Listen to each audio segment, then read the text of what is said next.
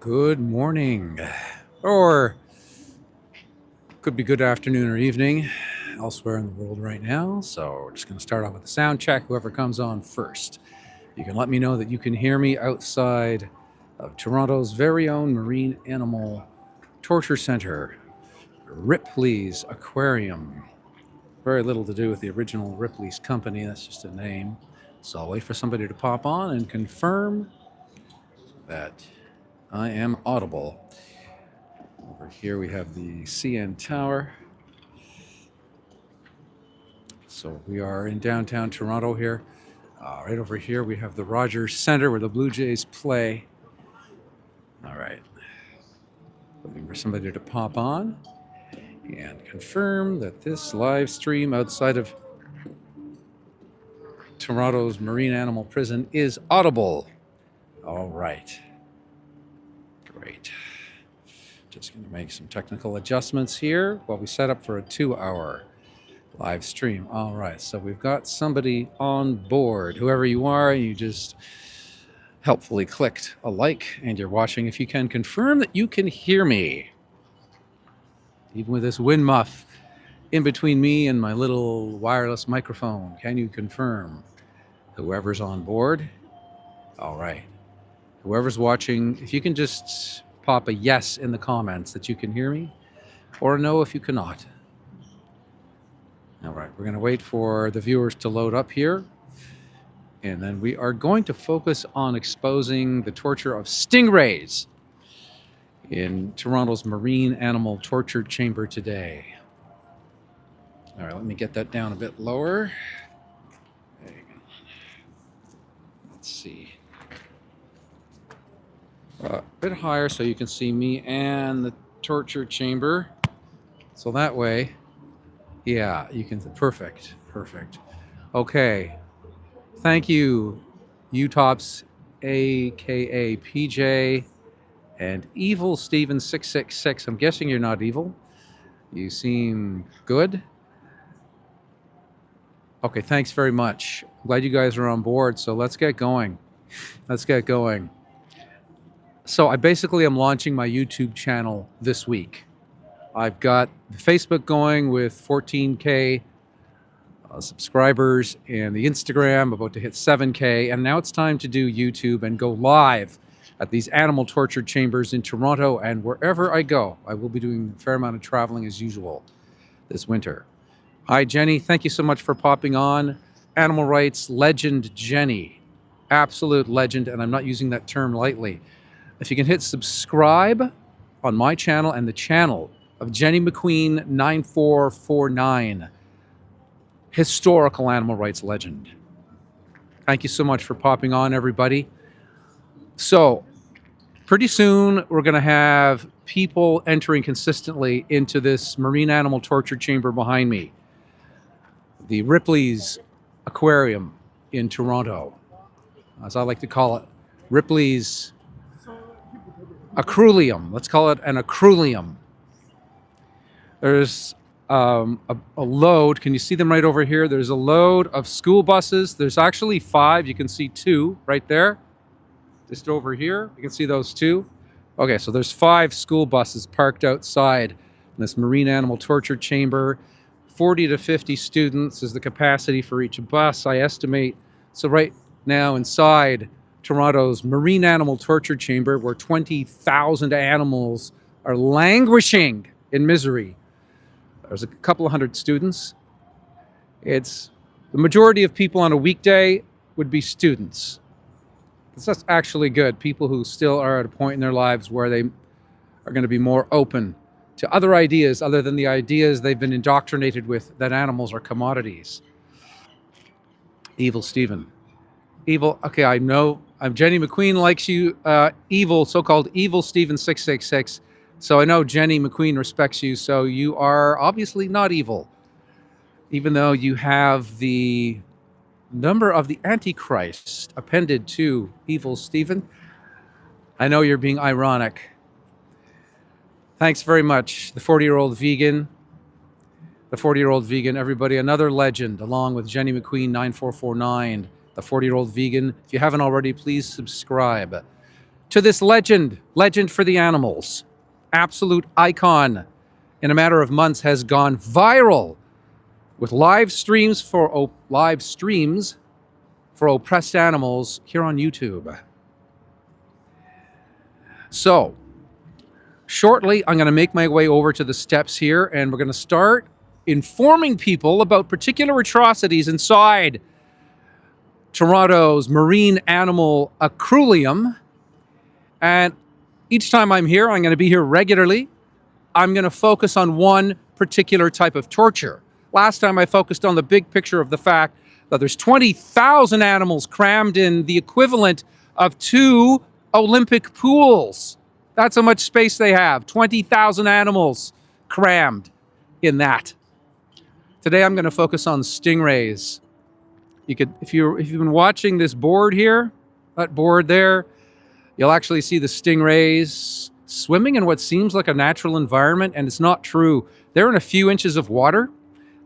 I don't know how many inches. I'm actually going to go inside on another day, and I'm going to videotape how much water the stingrays have. So one of the primary abuses of these animals I'm going to focus on today, and I'm going to inform people about as they enter and exit Toronto's aquarium, is that they amputate the barbs on the tails of stingrays. Because, you know why? Can you guess why? Because it's a stingray touch tank. It's a stingray grope tank where people plunge their hands full of all kinds of bacteria and germs that are completely foreign to stingrays, and they touch and pat and grope the stingrays. There's just so many things wrong with that. Gonna let people know about that. People going inside will see that, but we need to have a discussion about why that's wrong. We shouldn't have to have the discussion, because if those were human beings stuck in a pool and being groped naked all day long, we wouldn't need to be here. This place would be closed in a day. All right. Following in the footsteps. 40-year-old vegan says he's following in my footsteps. We're all following in each other's footsteps. We're all inspiring each other to stand up for the animals. Let's head on over. It's 11:07, and the prime time for Toronto's aquarium on weekdays is 11 a.m. to 2 p.m. I was here 12:30 p.m. 3 days ago. Pretty busy. So it's going to be getting busy soon. There should be about 200 students in there right now. All right, let's try to tote over this brand new heavy-duty tripod. Hang on, bear with me. Oh, there we go. All right. Thank you, Matthew Kittle, for subscribing. Everybody subscribe if you haven't already.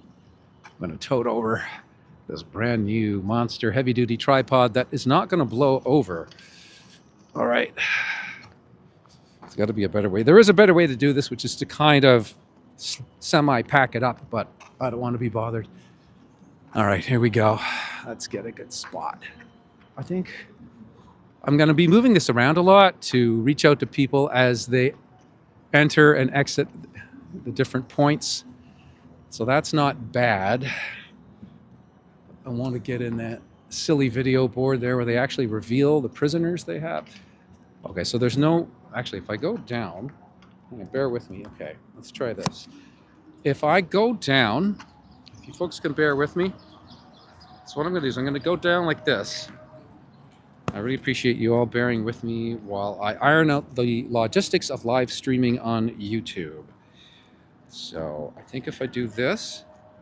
All right, here's what I'm going to try. I'm going to angle this up. Let's see, how do you angle this guy up? This way. Okay, I'm going to release the ball here. There we go. So that works well. Okay. So I'll tighten that up. And it could still get people in. Yeah, so you can see, well, you can't see the word aquarium, but actually if I go over here, Angela Marie, thank you so much. Another iconic animal rights activist in Toronto, Canada. If I do this, I'm trying to get the word aquarium and the video board. Let's try this. Hello, Matthew Kittle. Thank you so much. Thank you so much for just subscribing right now. I really appreciate it. Okay, you can't get both. So for now, we're going to do this. All right. There we go. So you can see the Canada end of Ripley's Aquarium of Canada, and you can see the video board here. So we can reference the various species we're seeing that are prisoners. They do have reptiles inside as well, in addition to marine animals. 20,000 animals in total. So we've got about 5 school buses over here. You can see them. You can see the start of the 5 school buses. So we've got a mass amount of students inside Toronto's Aquarium. Okay, let's. Hi, folks. How are you doing? Are you going inside the aquarium today? No. Oh, thank you very much. They have 20,000 animals imprisoned inside the aquarium.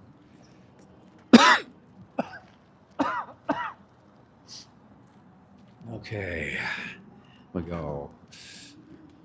I'm just trying to sort out my range of talking to people.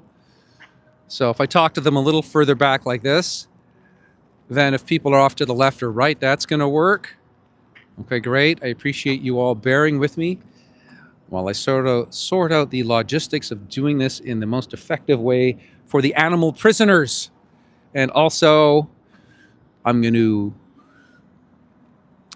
take a look at the time, because the students entered before 11. I got here at about 10:45. They might exit within about 90 minutes, I would say. Probably give them 2 hours inside, looking at all the animal prisoners and teaching the students, teaching the youth of Canada and the world that it's normal, it's okay. There's nothing wrong with using animals for money. All right, here comes some young people. I think they're going to go inside. Whenever you see the families, well, maybe not. But the young people like to talk. Okay, here we go. All right. Hi, guys. You have a second? Come on over. Just need you for 1 minute. Come on over. Come on over. All right. Have you been inside the aquarium? No, not yet. Okay. Do you know they have stingrays that they amputate?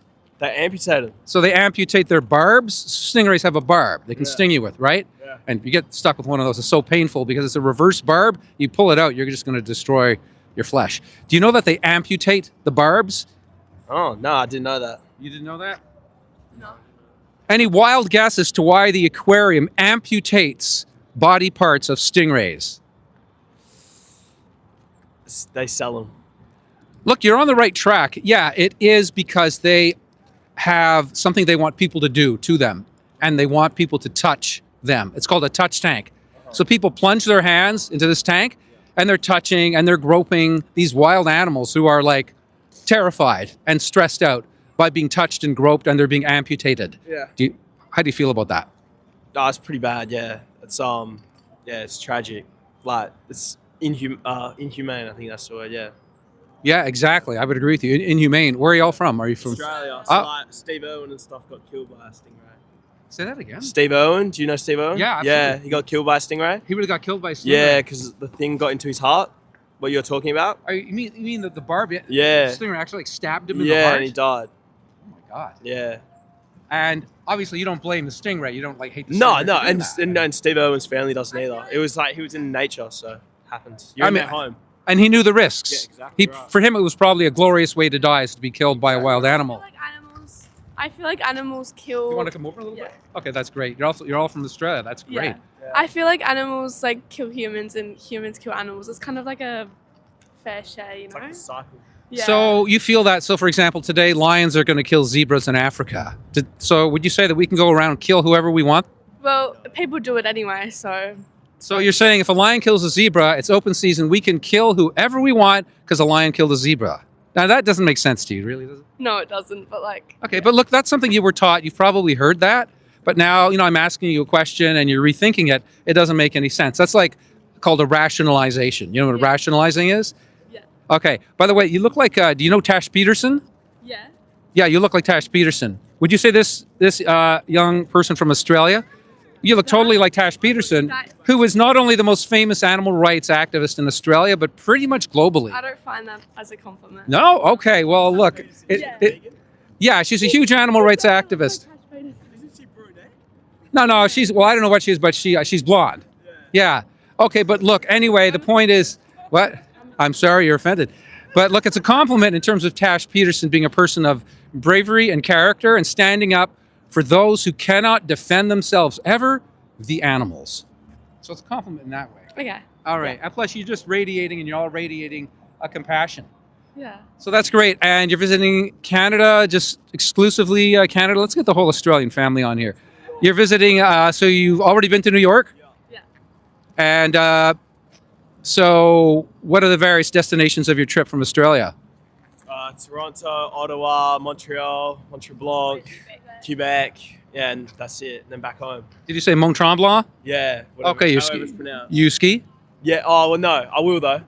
Oh yeah, it'll be your first time skiing? Nah, second time. Second time, wild. Okay, look, it's nice to meet you. You guys have a really nice vibe. And you're not considering going into Toronto's Aquarium, as I call it, right? You know what? I want to tell you one more thing. So the amount of space they have for the animals in there is the equivalent of 2 Olympic pools. Okay? So that's 5.7 million liters of water. It's like 2 huge pools. Well, huge for a few human beings swimming. Yeah. How many animals do you think that they put in those 2 pools? Just imagine you're somewhere and there's 2 giant pools there at some amusement park. How many animals do you think it would be fair to put permanently for the rest of their lives in those 2 pools? 20 each? Okay, and some of them are sharks. How big are the sharks? They're like tiger sharks. So like medium-sized sharks. You guys would probably know a lot more about sharks than I do. 15 to 20? Per pool. Yeah. There shouldn't be more than. Well, there shouldn't be more than. More than one shark. Well, shouldn't be Total animals. Total animals. Let's go with 40. And they've got fish, they've got jellyfish, they've got a lot of smaller animals too. Got like, I don't want to go over. So. Oh, what do I think suitable? Not that much. And there's sharks in there. I don't know. Go like 40. So there are, and they state this on their own website, so I'm not making it up. In those essentially 2 Olympic pools, there's 20,000 animals. 20,000. 20,000. And they state that on their website. Now, some of them are as small as jellyfish, tropical fish, crabs, but there's stingrays, there's sharks, there's all kinds of animals in there of all varying sizes. Does that seem like insanely cruel to you? Yeah, 20,000. That's. I was gonna say maybe they got like 500, but like 20K is crazy. 20,000 animals, and they're there for the rest of their life. They're mostly captured from oceans. Some come from breeding facilities, but it's crazy, right? Yeah, I'm glad there's this family from Australia. Can we have like an identification for you? Like the family what? What's your surname? Good child. Well, that's 2 families here. Oh, there's 2 families? Okay. Good child and borrow-mice. Yeah, Boromais. Say that again. Good child and borrow-mice. It's so nice to meet you. Thanks for not patronizing Toronto's cruelest place. Enjoy yourself. I'm glad we decided not to go in there today. And there's sanctuaries you can visit. This area of Canada is really good for animal sanctuaries where you can go and you can visit animals who've actually been rescued. They've been rescued from slaughterhouses, abuse, beatings, or fell off livestock trucks, all kinds of neglect, or who flew into buildings. So if you want to Google sanctuaries, there's better ways to kill animals. to kill animals. I don't think you mean that. Yeah. There's better ways to treat animals than humanity does. Yeah. I appreciate Yeah. that. Thank you very much. Thanks a lot, guys. Thank you. You guys are awesome. What an awesome family. Wow. Hello, Stephanie. Stephanie Schwartz dash E6C. That must mean there's a lot of Stephanie Schwartzes on YouTube. So that was awesome. Guys, can you let me know, Stephanie, can you let me know, in that interview, did you clearly see and hear that Australian family I was interviewing who agreed to boycott this hellhole behind me, Toronto's Aquarium?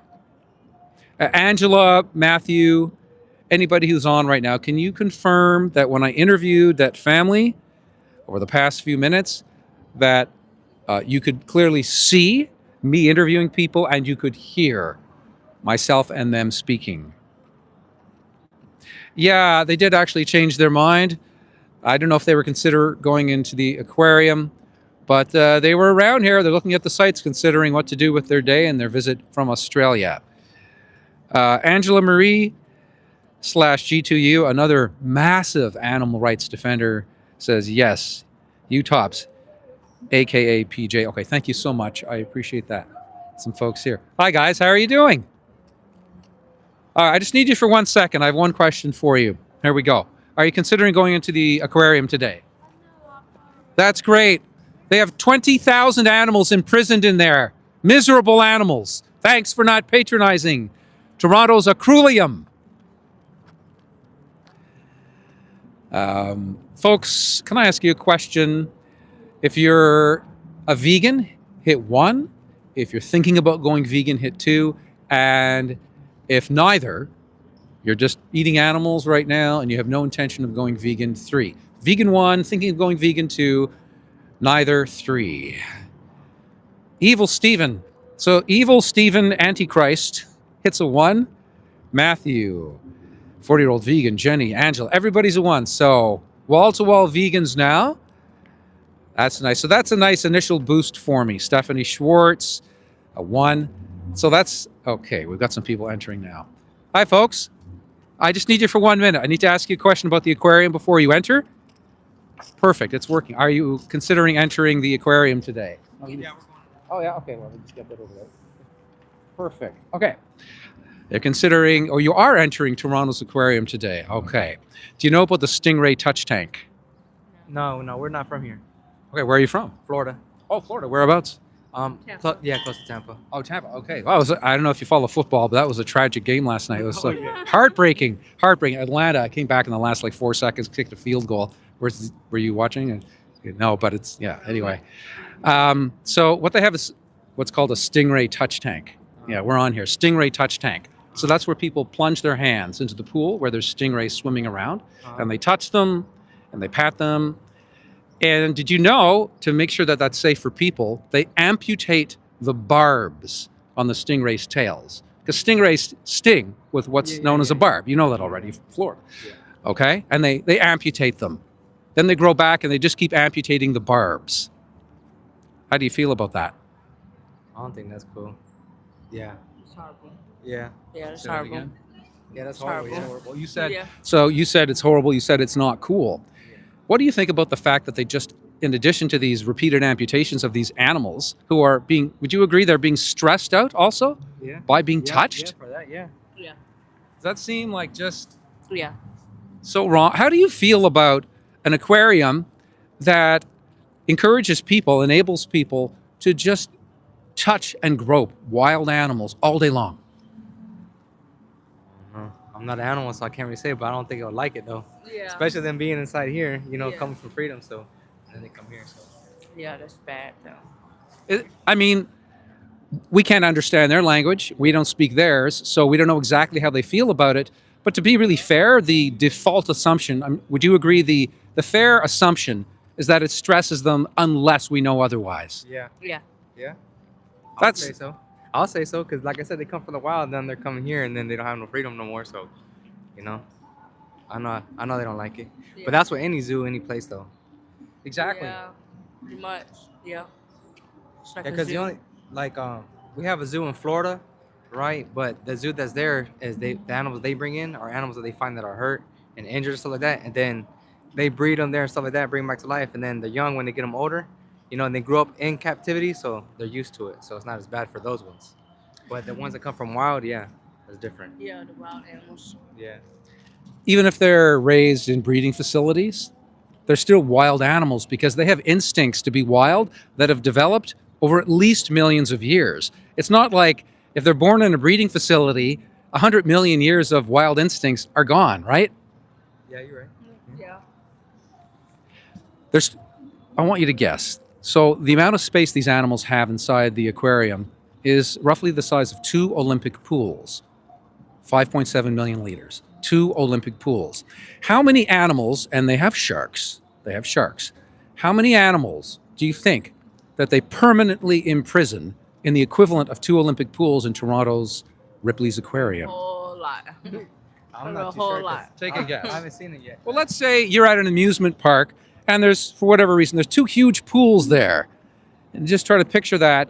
And somebody wants to put marine animals in there, fish, jellyfish, stingrays, sharks, lobsters, crabs.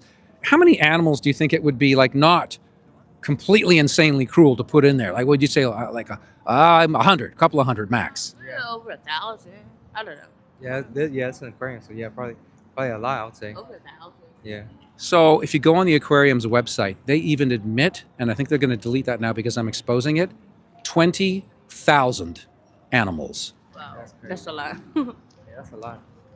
This is a cruel place you're entering, and they're going to charge you a lot of money. It's $50 a pop to get in. Unless We already paid. you already paid. I mean, you already paid.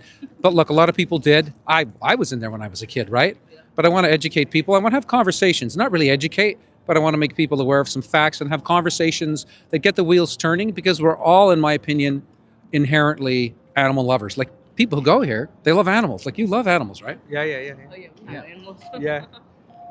Yeah, we have a bunch of animals at home. Look, if you could take even some photos and videos, maybe post that, and you're on any social media at all? Yes. Yeah, I mean, TikTok, wild. So if you can post on TikTok and maybe share your reservations and concerns about what you see today.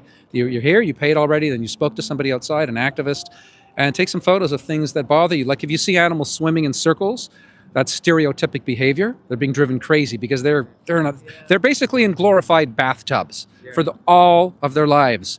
Or you see them sitting in a corner, not moving, they're depressed. Or you see stingrays being touched. Also, they have a mucus lining, stingrays, and when you disrupt that by touching them, that renders them very vulnerable to infections and so forth, and diseases. So it's a mess. It's a mess in there.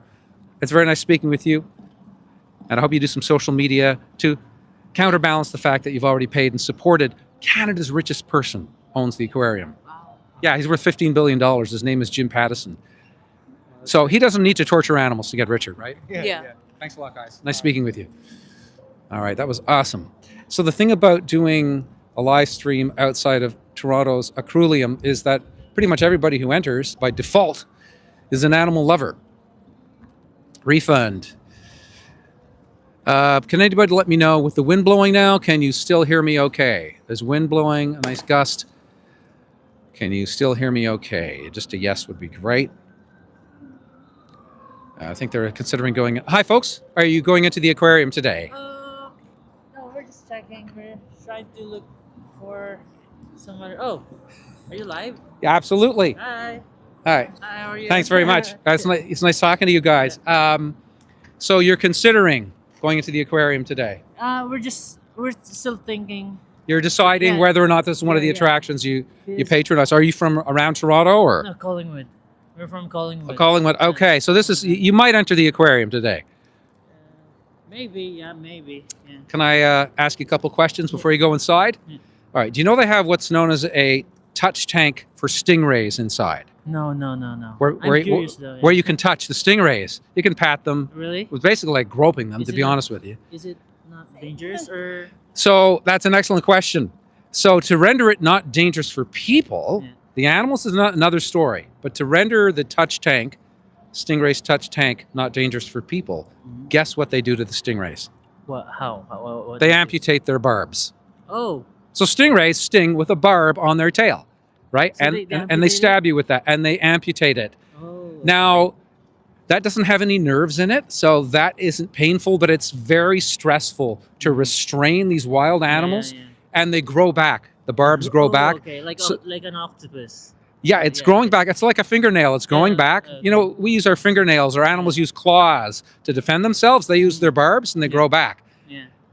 So they're constantly being amputated, which means they're constantly being restrained and held down. These are wild animals. Yeah. Do you think that's stressful for stingrays? Yes, of course. Yeah. I can imagine, but Do you think even think being so. touched by strangers, touched all day long, do you think that is it's like terrible for wild animals? Uncomfortable. Yeah. Terrible. Yeah. I agree with you. I think it's actually, For The- me, the- yeah, that's what I think. Yeah, uncomfortable.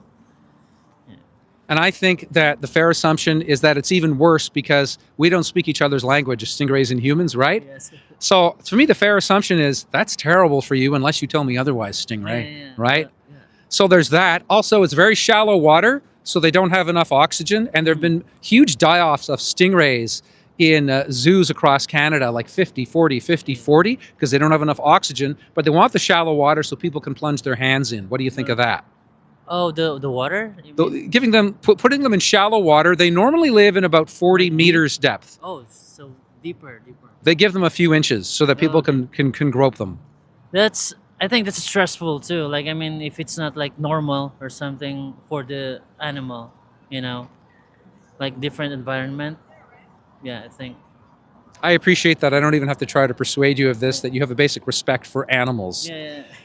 In addition to that, stingrays are coated with a mucus lining to protect them against infections and disease.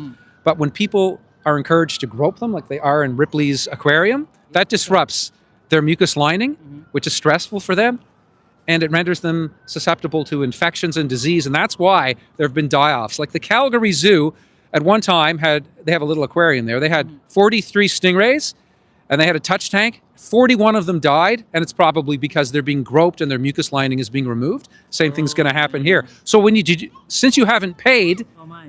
you have a chance to not support them. And do you know the person you're supporting when you pay $50 each to enter Oh, is it Toronto's 50? I don't 50? even know how It's much. going to cost you Yeah, I don't $150 even bucks. know. Yeah. Do you know what Canadian you're giving the money to when you give who? Ripley's Yeah, 50 who? bucks? Do you know who it is? No idea. No idea. Canada's richest person. His name is Jim Pattison. He's worth $15 billion. He owns like everything, okay? So this person has $15 billion. You'd think he would just shut this down instead of saying, I want another billion at the expense of animals. That I don't. Let me ask you one more question. Okay. Or you want to ask me questions too? That would be awesome. What's your first name, by the way?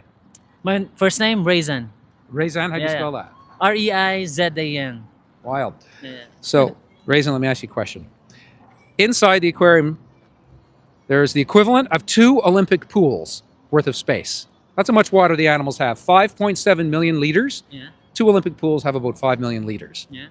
How many animals do you think they have imprisoned permanently? Because they're there permanently for their whole lives. A lot. How many animals do you think they've put in the equivalent of 2 swimming pools? That's a lot, if I can imagine. That's Well, a and don't big forget they have space. sharks. Sharks. They too? have sharks. They have maybe like 10 to 20 sharks. Like So take that into overpopulated, account. something like So that. roughly how many animals do you think? They got sharks, stingrays, fish, lobsters, crabs. No, Take a wild guess. thousands. 1,000. So, and you think that that's probably a lot, right? Even to put 1,000 well, animals in 2 pools, I'm including not sure, sharks. but yeah, maybe. Does that seem like even that would be like kind of Almost. cruel to you to put But- 1,000 animals in 2 pools for their whole life? Oh, that's Because they have oceans. yeah. They swim in I know, oceans. yeah. So to put them in 1,000 animals in 2 pools for their life, does that seem pretty cruel to you? No, not really. It doesn't seem cruel? No. It's just stressful, I think. But For it's- me, yeah. Is it? But it's 20,000. 20,000. 20,000. It's on their website. Check it out. Oh, There's that's too much. 20,000 animals crammed out. You know what they do all day long? They swim in circles. Yeah. That's stereotypic behavior. That means they've been driven mad with depression. Or you'll see them sitting in a corner because they're broken and they've given up even doing the stereotypic behavior. Or you'll see them being groped in the stingray touch tank. This is a terrible place. It's expensive. It's don't even cruel. know. It's This is my first horrible. time It's here. disgusting. Oh, And these images here are not accurate. That looks like they're almost like in an ocean, but it's not accurate. It's not accurate. oh, okay. So Now I know. would you conclude now, based on our discussion, that you're not going to give $150 to Canada's richest person to support abuse of wild marine animals? First of all, we're not planning to go here. We just saw it, but now you explained it to me or us. So we're not going. Maybe we're going the other way. So maybe you weren't going today, but it was possible that you might have gone at some point in the future. Maybe. So that's good enough. Curiosity. That's curiosity. Yeah, I mean, it's Curiosity. possible, right? Anything's possible. I appreciate Yeah. talking to you all. Yeah, curiosity. Yeah, Yeah. maybe Okay. just to see it, but Are you going to the CN Tower behind me here? we just no. Where was that? Yeah, we just took a picture. Oh, you're not going to and- go up to the top. They probably charge a lot too, eh? I'm not sure. That's what. This is our first. It's pretty time expensive. here. It's pretty expensive. Yeah. Really? Okay, then we're Yeah. not going then. I've actually climbed up to the top. I'm 60. I'm going to be 63 in a few weeks. I've climbed up to the top. There's an annual fundraiser for the World Wildlife Fund, so I've been to the top. A few minutes faster than the average. Not like an athlete, but a little faster than average. And I'm 63. And the reason I'm able to do that is because I'm plant-based. I'm vegan. Oh, vegan. Yeah. Yeah, I haven't eaten animals in about 30 years. Oh, If I was still eating animals, I could tell you that I couldn't get up more than 40 steps. That was a disaster. I had everything. I was pre-diabetic. I was overweight. I was sick. Like, I got better. Yeah. I'm great. Yeah. At 62, I can kick the butt of You don't 32-year-old look like, Len. 62. Oh, I appreciate that. You don't look like 62. It's because I'm eating life. I'm not eating death. I'm not eating corpses, rotting corpses and their secretions. It's about respect. When you respect animals, you find out you're going to be respecting your body and the world. Yeah, it's just like a new way of thinking. Altruism. What goes around comes around. Yeah. Nice speaking with you guys. Yeah. Thank you. All right, thank you. you. Nice people. Now Nice we're going people. to- Where's it? Nathan. Nathan Phillips Square. Yeah, great for photos. You know, they got the. Yeah, absolutely. So Nathan Phillips Square, you just head in that direction. So just walk up here. Just walk up the stairs here and keep going down until you hit Queen Street, okay? Okay, Queen Street. Just go straight down here until you hit Queen Street, and then you'll see it just to your right. You can't miss it. It's the huge curved towers of City Hall, and you're looking for the Toronto sign to take the photos, right? You know. Yeah. So go up those stairs and just keep going down across the bridge. Queen Street. Yeah, and go to the end, and that's Okay, Queen okay. Street, Okay. and then you'll see it's there to your right. Okay. Thank you so Okay. much. It's nice talking to you Have a guys. good Have day. fun. Okay. Yeah. Really nice talking Hi to you, to our animal page. lovers. Hello. Thank you so much. Yeah. Very nice. Very nice. Nice people. You see, you meet nice people around here. Just in general, people are nice around here because people who want to enter the aquarium are animal lovers to begin with. Thanks very much, Matthew. All right. Well, so there's about 200 students inside there right now. Where are the buses? Oh, I think the buses are gone. Hang on, I'm just off to the side here. The buses are gone? Okay, so I missed the students. I'm going to come back here also on the weekend. That's when it's really going to be hopping, is on a Saturday afternoon, probably Sunday as well. Hello, how are you? Good. Please don't patronize the aquarium. They imprison 20,000 wild animals inside. Thank you. All right, so when I was here 3 days ago, it was really busy, and now it's actually really nice out. How are you, sir? It's actually really nice out. It's warmed up, it's sunny, and so I don't know if a lot of people are going to be entering today, but there's always going to be some. I mean, there's 7 million people in Toronto. There's always, I would think, hundreds of thousands of visitors to the city for various reasons. I think these folks are entering. Here we go. Folks, are you entering the aquarium today? Okay. Have you already paid for your tickets? We have not. Okay, excellent. Let me just angle this over here. Fantastic. Did you know they have a Stingray touch tank inside? Yes. You do? Okay. Do you know how they render those stingrays not dangerous to humans? No. No, actually. Okay. Do you know that stingrays have barbs on their tails? Okay. Do you know that they amputate the barbs? I knew that they took them out somehow. I didn't know that they amputated. Well, they have to amputate them regularly because they grow back all the time. Okay. Now, the barbs themselves, I'm going to be honest with you, they don't have nerve endings. So that slicing, they wouldn't feel that as pain, but they have to restrain them. And these are wild animals. Do you think that that's problematic for wild animals to be continually restrained and have a part of their body amputated? I think that for an exhibit like this, yeah, maybe it would be. It would be stressful for the stingrays. Thank you. Also, the stingrays live in a very shallow amount of water so that you can actually reach them, right? I don't know. I'm going to go in and see what the actual depth is. It's probably not more than inches or a foot or two. Stingrays normally will descend to about 40 meters depth during the day, okay? That's their normal habitat in an ocean. When they have so little depth, part of the problem is they don't have oxygen. And there have been massive die-offs of stingrays in aquariums across Canada. For example, the Calgary Zoo had a die-off of 41 of their 43 stingrays because they're in a touch tank, shallow water, not enough oxygen. What do you think of that? I think that's stressful for them. I appreciate your compassion and your decency. The other issue is that when people are touching them, groping them, stingrays are coated with a mucus lining that protects them against disease and bacteria. So that mucal lining is disrupted when people are touching them all day long, and that might have a lot to do with the die-offs that happen in stingray touch tanks at aquariums. What do you think of the Ripley's Aquarium Toronto doing that to the stingrays? I'm not educated enough to know that. So. Okay, but you're agreeing that subjecting these wild animals to these invasions into their processes and their personal space is not acceptable. I think, in some extent, yeah, it's much like any other zoo. Right. Right. Do you think it's acceptable to have 20,000 animals in the equivalent of 2 Olympic pools? Because that's what they have inside here. 20,000 animals are living in the equivalent of 2 Olympic pools in terms of volume of water. Do you think that's fair to wild animals who live in oceans normally? In the end, no. I appreciate that. I appreciate that. The thing is, everyone who enters the Ripley's Aquarium, they're an animal lover. They're here because you love animals, right? So I have good conversations with people. Would you reconsider entering the aquarium today and giving them $50 each to support this, what I would call exploitation of wild animals for profit? Probably not, because it's still valuable for me.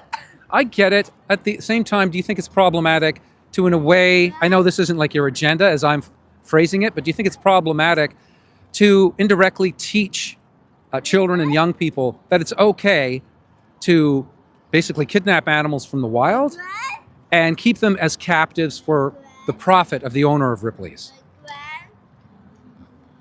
I don't know. I don't know, I but don't know. unfortunately, I'm gonna have to get him inside. Okay, He I- had a cold last week. I don't want him to get a chill. Okay, thanks so much for talking for with your me. time, though, No, sir. I'm glad the wheels are turning. I get it. It's a process. I'm planting seeds. I get it. You're going to walk away. So I'll say a few more things while you're walking away, but I don't expect you to stay here because you have to take care of your child. So you might hear my voice as you walk away. So the owner of Ripley's, thank you, is Jim Pattison, Canada's richest person. He's worth $15 billion. And so you're going to enrich Canada's richest man who exploits animals for profit. That's gross. The acoustics are really good here because of the formation here of the architecture here. So it traps the sound. So it's almost like I'm a megaphone without having literally a megaphone. And I am going to be returning with a megaphone for a future live stream. So what I'm going to do, the strategy advised to me by the 40-year-old vegan, is to keep this going for 2 hours because according to the 40-year-old vegan who has very quickly become a YouTube live stream master, you need to give your live streams 2 hours to really start bringing in viewers. So now we're at 42 minutes. These people are entering as well. Try to get them. Hi guys. Are you entering the aquarium today? We're going in now. You're going in now? Okay. Do you know what they have? What's known as a Stingray touch tank? Yeah, I've heard about it. Yeah. Okay. Do you know how they make those stingrays not dangerous to people when they plunge their hands into the pool? I'm assuming they cut out the needles. They cut out the barbs, right? You think it's right to amputate parts of wild animals for profit? Yeah, because you're animal lovers. That's why you're entering. It's a very cruel place. Animals circling stereotypic behaviour, amputating their body parts. Very sad day to give Canada's richest man, Jim Pattison, worth $15 billion, owner of the aquarium, more money so he can abuse more animals. Hi, folks. You're entering the aquarium today? Okay. Do you know, guess how many animals are in the aquarium right now? Probably several hundred. 20,000. Oh, wow. You think it's right to imprison 20,000 animals in the equivalent of 2 Olympic pools worth of water? In prison? That's a loaded word. Well, these are animals who are either mostly captured from oceans, where they have millions of square miles, or a few are from breeding programs. But they're all wild animals genetically. Their instincts are all wild. So they swim in circles all day long, and that's their entire life. Do you think it's right to do that to these animals? Maybe, maybe not. It depends What does it depend on? on many different things. What's an example? I don't have one right now at the moment. Okay, do you think it's possible that because you don't have one at the moment, there may not be a justification for imprisoning 20,000 animals in 2 pools? Perhaps. Because look, you're animal lovers. That's why you're entering, right? Because you love animals. So I have so many good conversations with people. Some turn around and they don't want to give Canada's richest person, Jim Pattison, who owns the aquarium. He's worth $15 billion. 15, that's it. 15 billion, that's all. Well, that's pretty good for Canada. They don't want to give him $50 a pop each to make him richer so he can exploit More animals, 20,000 animals. And the stingray touch tank, I hope you won't touch the stingrays because they amputate the barbs. They amputate the barbs. They amputate the barbs, which grow back over and over again. And they keep amputating those barbs so that it's not dangerous to you, but it's stressful for them to be restrained and held down over and over again. And also, do you think wild animals, because these are wild stingrays, like to be touched and groped all day long? Probably not. Probably. I mean, that's the fair assumption. Unless they tell us otherwise, that's the fair assumption. I hope you'll reconsider, because when you give them $50 a pop, you're giving Jim Pattison more money to exploit more animals. I understand. I appreciate the insight there. I appreciate speaking with you. Likewise. I appreciate your time and your compassion. I'm glad I got the wheels turning for these poor animals in here. It's prisoners. Thank you, sir. There we go. It's really starting to happen now. Starting to really hop now. All right. Where's my trolls? Hop on, trolls. Trolls are going to be hopping on soon. They hop on at about the 1 hour point. Utop's made a bad joke. Who's David? I don't know. And then Matthew Kittle clarified, illuminated that David, the 40-year-old vegan, is an animal rights legend. I know you were praising him, Utops. Wild. Okay, we've got lots of people. Oh, yeah, and they're with the kids. They're with the kids. Okay. Hi, folks. Oh, you're not entering the aquarium today? Oh, you are? Okay, great. So before you go to the aquarium, we have to ask you one question. Are you aware of the stingray touch tank inside the aquarium? No. There's a tank where you can touch stingrays. Did you know that? No, we did not. Okay, now you know stingrays are very dangerous, right? So how can that be safe? How do you think that they make the stingray touch tank safe for you? Did they remove the sting? What did you say? I think it's that. Yeah, they cut the. They remove the sting or. They amputate their barbs and they grow back over and over again. It's like an animal's claws that grow back if they're cut off. And so they're constantly holding them down and restraining them because they're trying to get away. They're wild animals who are just terrified of being restrained and held down. They're constantly amputating their barbs so that you can plunge your hands in there and touch them and people grope them and stress them out. Do you think that that is right to do to wild animals? No, I wouldn't. I would say not. It's pretty obvious, right? I mean, it's like a no-brainer type of question, right?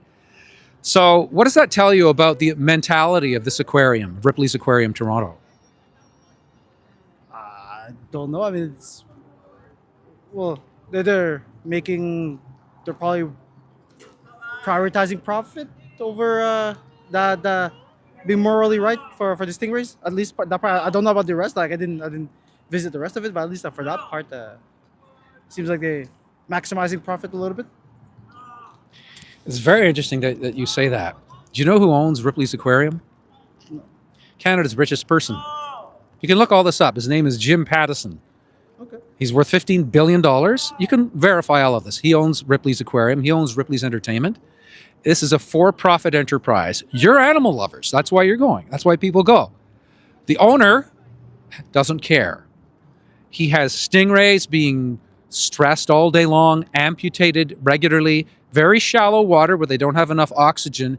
And often in aquariums, there are massive die-offs of stingrays for various reasons. One reason is because of the shallow water, so that you can touch them, they don't have enough oxygen. Another reason is when people touch these stingrays all day long, it disrupts their mucus lining on their body, which stingrays have to protect them against bacteria and disease. So there's always stingray die-offs, and it's going to happen here. It's inevitable. They probably have that, and they just haven't publicized it. I'm going to ask you one more question for now, because you're all cold and you want to get in, and I respect that. Inside Ripley's Aquarium, Toronto, there's the equivalent of 2 Olympic pools worth of water. 5.7 million liters, that's the equivalent of 2 Olympic pools. How many animals do you think they have permanently imprisoned, because they're there permanently imprisoned their whole lives, in those equivalent of 2 pools? And that includes sharks. 10,000? 10,000. I mean, that's a lot. Imagine you're looking at 2 pools at an amusement park. Would it seem crazy to you to have 10,000 animals in those 2 pools, including sharks? Like, you would think, oh my God, they must be like so crowded. It's double that. It's 20,000. Oh, okay. You can verify all this on their own website. And they're probably going to start removing this info because I've been exposing them on my social media. 20,000 animals in 2 pools. You know what they do all day long? They swim in circles. It's called stereotypic behavior. Do you know what that is? No. Stereotypic behavior is a repetitive behavior that animals in zoos and aquariums or prisoners, human prisoners do, pacing back and forth all day long because they're being driven literally mad. Just mad. Things we can't even understand. It's so devastating psychologically. Or you'll see them sitting in corners, which means they're beyond stereotypic behavior. The crabs, for example, you'll often just see sitting in a corner. And that means they're broken. They're completely broken and they've given up. Or you'll see animals being groped. So if you go in there and you give $50 to Canada's richest person today, $50 a pop, which is what it costs, you're just giving him more resources to go out to oceans, to pay people to capture more animals, to steal animals from oceans, crabs, sharks, stingrays, tropical fish, all kinds of animals, and to put them in pools to be displayed for money, because that's all this is. It's very, very, very cruel. Would you reconsider, based on our discussion, I don't want to respect that it's cold and you have a child, is there a chance that you might reconsider this? Go get a coffee or something and rethink this, look up some of the things I've shared with you. Well, we'll go to see for the first time, like to see for ourselves, and if what you're saying is true, there's a high likelihood we wouldn't go again. But I think we're gonna go at least for once to see like how it is. Okay, look, I understand it's a process. I wish you would boycott it today because your money is going to give more money to this exploiter of animals. He's laughing right now. He's laughing. Okay, so you're going to empower him today to exploit more animals. But I get it. It's a process. I'm vegan, but I didn't go vegan overnight. I had a process too, right? I had to go think about it to do my research. So I get it. It's cold. I don't want to make anybody sick. Thanks, guys. Thank you. Thanks for your compassion for animals. There's a lot of seed planting happening today. I do have occasionally some people who just don't go in. Some call me Fur. What sightseeing spot you would prefer in Toronto? Name them a nice alternative. That's a good idea. Sir, are you entering the aquarium today? Are you entering the aquarium today? No. Okay, he's not entering the aquarium. That is an excellent suggestion. Some call me Fur. And why is that your name? I gather you're an animal rights supporter or activist. So I'm just curious about the name. Some call me Fur writes, what sightseeing spot you would prefer in Toronto? Name them a nice alternative. That's excellent. I appreciate these suggestions. So people are considering the aquarium. Who here who's lived in Toronto a lot longer than I have can offer me a suggestion? People love animals. And I don't want to tell them, go up the CN Tower. The CN Tower's right here. They know about it. It's like, this is the CN Tower. There we go. That's a CN Tower. So that's not going to be anything new to them. Like they're maybe going to do that already. I did suggest to some people that they go to a sanctuary. What I could do is memorize a few names of sanctuaries. But are people going to drive today an hour and a half to a sanctuary? Some will. There's a whole pile of people. Whoa. Are they all there? Whoa, they're taking photos. Yeah, it looks like they're all coming in. Holy shnikes. They're taking photos of the aquarium. Here we go. All right. Hi, guys. Are you entering the aquarium today? Do you know that they amputate the barbs of these stingrays? They amputate the barbs of stingrays. It's very cruel. You know 6'7". It's very, very cruel. This is a very cruel place you're entering. There's 20,000 animals imprisoned in the equivalent of 2 Olympic pools. 20,000 animals kidnapped from oceans and their natural habitat, forced to live in the equivalent of 2 Olympic pools. It's very cruel. These animals are miserable and broken. It's a very sad day to support this exploitation of animals, students. So that was a pile of students entering, and the teachers, the usual thing. Oh, come on, keep going. Walk by this madman here. Walk by the madman, the yelling madman. The only thing mad is imprisoning 20,000 animals in this glorified bathtub behind me. Unbelievable. What a world. And I could see in the expressions of those students that some of them were like interested in what I was saying, concerned, upset. Hi, folks, entering the aquarium today. Oh, great. Great. Let me ask you a question. There we go. Okay, now I got you live. Question for you folks. You're entering the aquarium today? Yeah, sure. You are? Yep. Okay. Do you know they have a Stingray touch tank? Yes. Okay, you're looking forward to that? Yes. Okay, now, how do you think Ripley's Aquarium renders those stingrays not dangerous to you? They take out the stingers of them so you can't get stabbed by them. Sorry, I pulled that away. Go ahead. Oh, they take out the stingers so you can't be stabbed by them. Or the barbs off them. Yes, they amputate the barbs. And do you know they have to do it repeatedly because they grow back? Yeah. I didn't know that. You didn't know that? No. Yeah, it's like a claw. It's like amputating the claw of an animal, and then they grow back, and you have to keep amputating over and over again. Now, these are wild animals. Do you figure they have to really restrain? What? They're in captivity. Yeah, they are in captivity now, but they're wild animals. They're wild animals. Their instincts have been developed over millions of years. Yeah, but if you If take you're- a bear into captivity, you can't release it back in the wild because now it's captive and it's. Sorry. If you take a bear and you bring it into captivity, you can't re-release it in the wild because it's lost its instincts. So it's the same with these. If you were to release them into the wild, they die because they don't know how to hunt. They don't know how to defend themselves. You're so right. And that's the problem. Whether it's marine land or it's aquariums or zoos, is these animals just can't be released into the wild. So we're creating a problem. Like at marine land, do you know that there's 19 beluga whales at marine land, but it's closed down and they don't know what to do with the whales? You can't really release them, but these were born in captivity and kept in captivity. It's like fish in an aquarium out of the store. Some of them were bred and a lot of them were actually captured from their ocean habitat. The majority are captured from their ocean habitat. There's not a lot of breeding programs for stingrays, sharks. There's some for tropical fish. But even if they were born into captivity, these animals have developed wild instincts over at least millions of years, in some cases hundreds of millions of years, like sharks, who are a prehistoric animal. So if these animals who are genetically programmed to be wild are born in captivity, wouldn't you agree they're still going to be wild animals? No, I disagree with that statement. Okay, I mean, that's not correct. You can ask any marine biologist if an animal that has developed over 100 million years to be wild is born in a breeding facility, it's not, oh, great, I'm domestic, I was born domestically, so I don't have any instincts to be in an ocean. They have the exact same instincts as an animal that was captured from the ocean.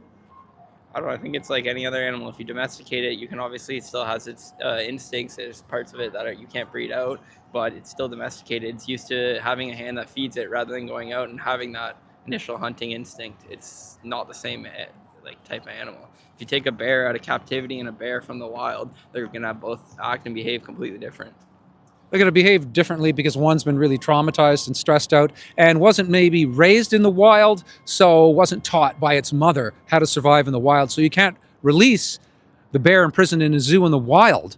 I would agree with you when it comes to animals that we've domesticated over thousands of years, like dogs. Okay, we've bred them, genetically selected them to be docile, right? So do cats. But they haven't done that to these animals. None of these animals are genetically selected to be docile. They're all genetically wild animals who are frustrated being in glorified bathtubs instead of oceans. That's the fair assumption. Wouldn't you agree?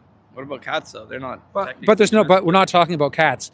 There's no cats in the aquarium. No, we're talking about sharks. What we're talking about, first of all, how many animals do you think they have imprisoned in the equivalent of 2 Olympic pools? That's how much water they have in here. The equivalent of 2 Olympic pools. You can look it up on their website. How many animals do you think are permanently imprisoned in the equivalent of 2 pools in Ripley's Aquarium, Toronto?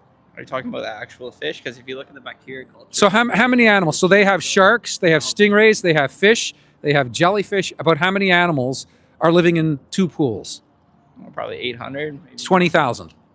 20,000 animals who swim in circles all day long, because it's basically like you being imprisoned in a glorified bathtub your whole life. You're driven crazy because you don't have your habitat. You don't have any of your natural instincts met. You're put on display for money, and that's what this is. I don't know anything about fish, honestly. You don't have to know anything because we can't speak their language and they can't speak ours. So the fair assumption is that they're suffering unless we know otherwise, right?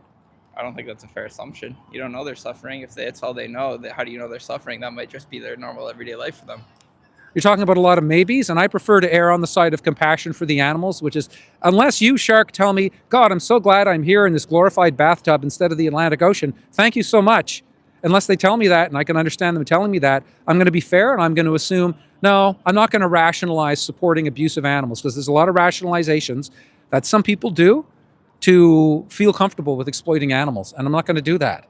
So go in there and look at the stereotypic behavior: animals swimming in circles, animals broken, sitting in a corner, or stingrays being groped and having their mucus lining disrupted, being rendered susceptible to diseases. Most of the time, there's massive die-offs of stingrays like there was at the Calgary Zoo, where they have an aquarium. 41 of the 43 stingrays died off there because they had a stingray touch tank and their mucus lining was disrupted, and they don't have enough oxygen in the shallow water as well because they want the water to be shallow enough so they can be groped all day long. Thanks for talking with me. No worries. You want a video from inside afterwards? That would be great. If you can take a video of the stereotypic behavior of stingrays being touched, and you can post it on your social media and try to have a discussion. Just say, like, I spoke to this person outside. He had these views. You don't agree with them right now, but just see what people think and start a discussion, because we have some differing views. But you're animal lovers, right? I mean, that's why you're going in? Yeah, absolutely. Okay, so I think that's a starting point. I'm vegan now, but when I was first approached about being vegan, I was like, are you nuts? Protein, iron, calcium, and all that. But I kept an open mind, especially also because it was my sister. I did my research. After a year of research, because there was no internet when this happened 35 years ago, I said, yeah, you're right. Don't need to eat animals. But I would have continued eating them if I needed it for my health. So I believe in compassion, but I'm never going to sacrifice myself for any animal. But we don't need to capture them. We don't need to imprison them. We don't need to eat them. Okay, thanks. I appreciate you're going to take some photos and videos today. Nice talking to you guys. Take care. Okay. So that's okay. That's cool. That's more challenging. That's what we need. We need all kinds of people here to hone our skills. Some call me for, I liked last time when you asked, what do you think, how many are in there? Yes, thanks. I try to ask everybody. Most people are really shocked. He is, some call me first, says, he is stupid. I'm not going to comment on that. I'm going to comment. He was something. He was something. All right, it's hopping now. Like, these folks are going to be entering. I'm going to work on a better way to carry on this gigantic weighted tripod. Hi, folks. There we go. Were you in the aquarium today? Yeah, they were, and he does not want to be on the live stream. Respect that. Can you still hear this? I'm now over an hour, and there's a limited amount of juice. Hi, guys. Were you in the aquarium today? Yes. Okay. What did you think of the stingray touch tank? Did you touch the stingrays at all? Who's going to be on? You're going to be okay. Great. So, did you go to the stingray touch tank? Yeah. Okay, did you have a chance to touch the stingrays? Yeah. Okay. Can I ask a little bit of an uncomfortable question? Is that okay? I don't know. What is it? Okay, well, let's start off with this. You know, stingrays are normally very dangerous because they have what's known as, do you know what it's called? The thing that they normally have on them to sting? No. It's called a barb. It's called a barb. It's called like a stinger, and it's called a barb. Now, why do you think that there's no barbs on the stingrays in the aquarium? I don't know. Because they cut it off. Seriously? Yes, they cut them off. Oh. You think that that's wrong? Yeah. And do you know those barbs keep growing back and they keep cutting them off? Do you think that that's wrong? Yeah. Okay, come. Let's go. So I find it's very interesting. It's often the mothers who pull away the kids. Oh, okay, he's one of those. He's an animal rights nut. He believes animals shouldn't be tortured. Hi, folks. How did your visit to the aquarium go today? Okay, did you go to the stingray touch tank? I want to get you. You have a really nice smile. I just want to get you on. Here we are. Great. All right. Did you get a chance to actually make contact with the stingrays? I didn't actually. There's a lot of kids in there today. So. Okay. How do you think they render the stingrays in Ripley's aquarium not dangerous to humans? They're barbs. How do you think that they make those stingrays, who normally have barbs, no longer dangerous to the visitors at Ripley's aquarium? No idea. So they amputate the barbs. Terrible. Say that again? Terrible. And do you know the barbs grow back and they have to keep amputating the barbs over and over again? Wow, that's awful. Really Thank you. is. Thank you for your compassion. No problem. Look at that. Look at that. Look at the compassion. It's so refreshing here, actually, to do this outreach. Now, the last gentleman I spoke with, that's challenging, but that's the hard work. But because people who enter an aquarium tend to be animal lovers, the discussions go much better than discussions out of some other animal exploitation venues like rodeos, for example, or a steakhouse, for example. Now you might say, well, how can they be animal lovers? They're entering an animal prison. They're not thinking along those lines. They maybe have never been approached in the way that I have approached them today. Thank you, some call me for. I really appreciate you sticking around. I really appreciate you. Hi, Jason Gutt. Folks, are you going to the aquarium today? You are? Okay, do you know they have a Stingray touch tank? Do you know they amputate the barbs? It's very cruel. It's disgusting. I'm going to actually try to carry this around when I speak to people. Okay, they didn't want to talk. All right. This is a terrible place, folks. You know they amputate the barbs of the stingrays. It's a terrible place, folks. They amputate the stingers of the stingrays, folks. You're supporting Toronto's cruelest place.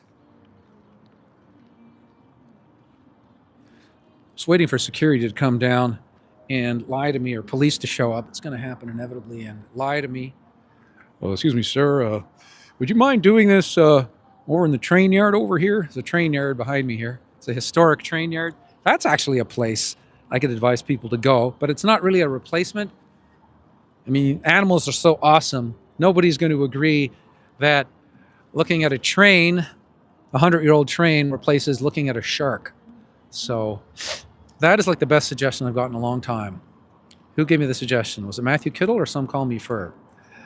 Jason Cutt. Folks, you're not entering the aquarium, are you, today? Yes. Do you know they have a stingray touch tank where they amputate the barbs of stingrays? Would you agree that that's really cruel? Okay, they don't have an opinion. I guess, oh boy, a lot of people in and out today.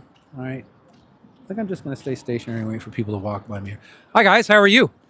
All right. So did you visit the Stingray touch tank today? Did you? Did you see the stingrays? Yeah? Did you get to actually touch the stingrays? Yeah. Okay. They didn't sting you, right? No, they didn't. Now, they normally have what's called a stinger. It's called a barb. Yeah. Why do you think that the stingrays in Ripley's Aquarium, Toronto, did not attack you with their barbs? Because they're trained. Because they're trained? Yeah. That's an interesting theory. That's like you're really thoughtful. Any other theories? What do you think? Why do you think the stingrays didn't sting anybody, didn't sting you? Because they were in the glass. Because there's glass, but people can touch them too, right? You know why? Can I tell you why? Why? Because they cut them off. I knew it! Say that again? She knew it. Yeah, I told him inside. That was such a good reaction. I wish I got that. Well, guess what? My mic right there. You knew it. So you're actually. Do you think that that's wrong to cut off the stingers? Not really. Well, it's like cutting off a part of someone's body. And do you know those barbs grow back over and over again, and they keep cutting them off? Do you think that that's mean? Kind of. She said kind of. She said kind of. You said kind of? And you know they have to hold them down, and they're trying to escape the stingrays because they're wild animals, and wild animals don't want to be held down, and they get very, very terrified and scared. Do you think that that's wrong? Yeah. Yeah. Thank you for your kindness to animals. Thank you very much. And you know, these animals were mostly taken from oceans where they lived a beautiful, free life. And they're put in what is for them basically like a bathtub for the rest of their life. Do you think that that's mean? Yes. Thank you very much. What do you think? Yeah. Thank you very much. It's nice talking to you. Yes, you have a question for me. Do you have a broom in your hand, or is that a microphone? This is a microphone. It looks like a broom. It could double as a broom. Look how long it gets. This place needs some sweeping. I'll clean up after with my microphone. How's that? Okay. Okay. I like these kids. They're very thoughtful. Brian Steph Brophy 5800 writes, most of them know better deep down than to enjoy someone's imprisonment. Thank you for the very thoughtful reflection. Brian Steph Brophy 5800, another iconic animal rights activist in Toronto. Definitely subscribe to Brian Steph Brophy 5800's channel. Yes, that's a very erudite observation, very perceptive, that you can see when I talk to people, with one exception, and I'm not vilifying that person. I'm just stating a fact, but with one exception, pretty much everyone I've had a conversation with today who stopped to have a conversation, you can see that they get it, that it's wrong. And I'm not here judging anybody. I'm here approaching people in the way that I was approached 35 years ago, which is my sister offered me a book, Diet for a New America by John Robbins. And she said, Leonard. Yeah, I was born Leonard. Don't ever call me that.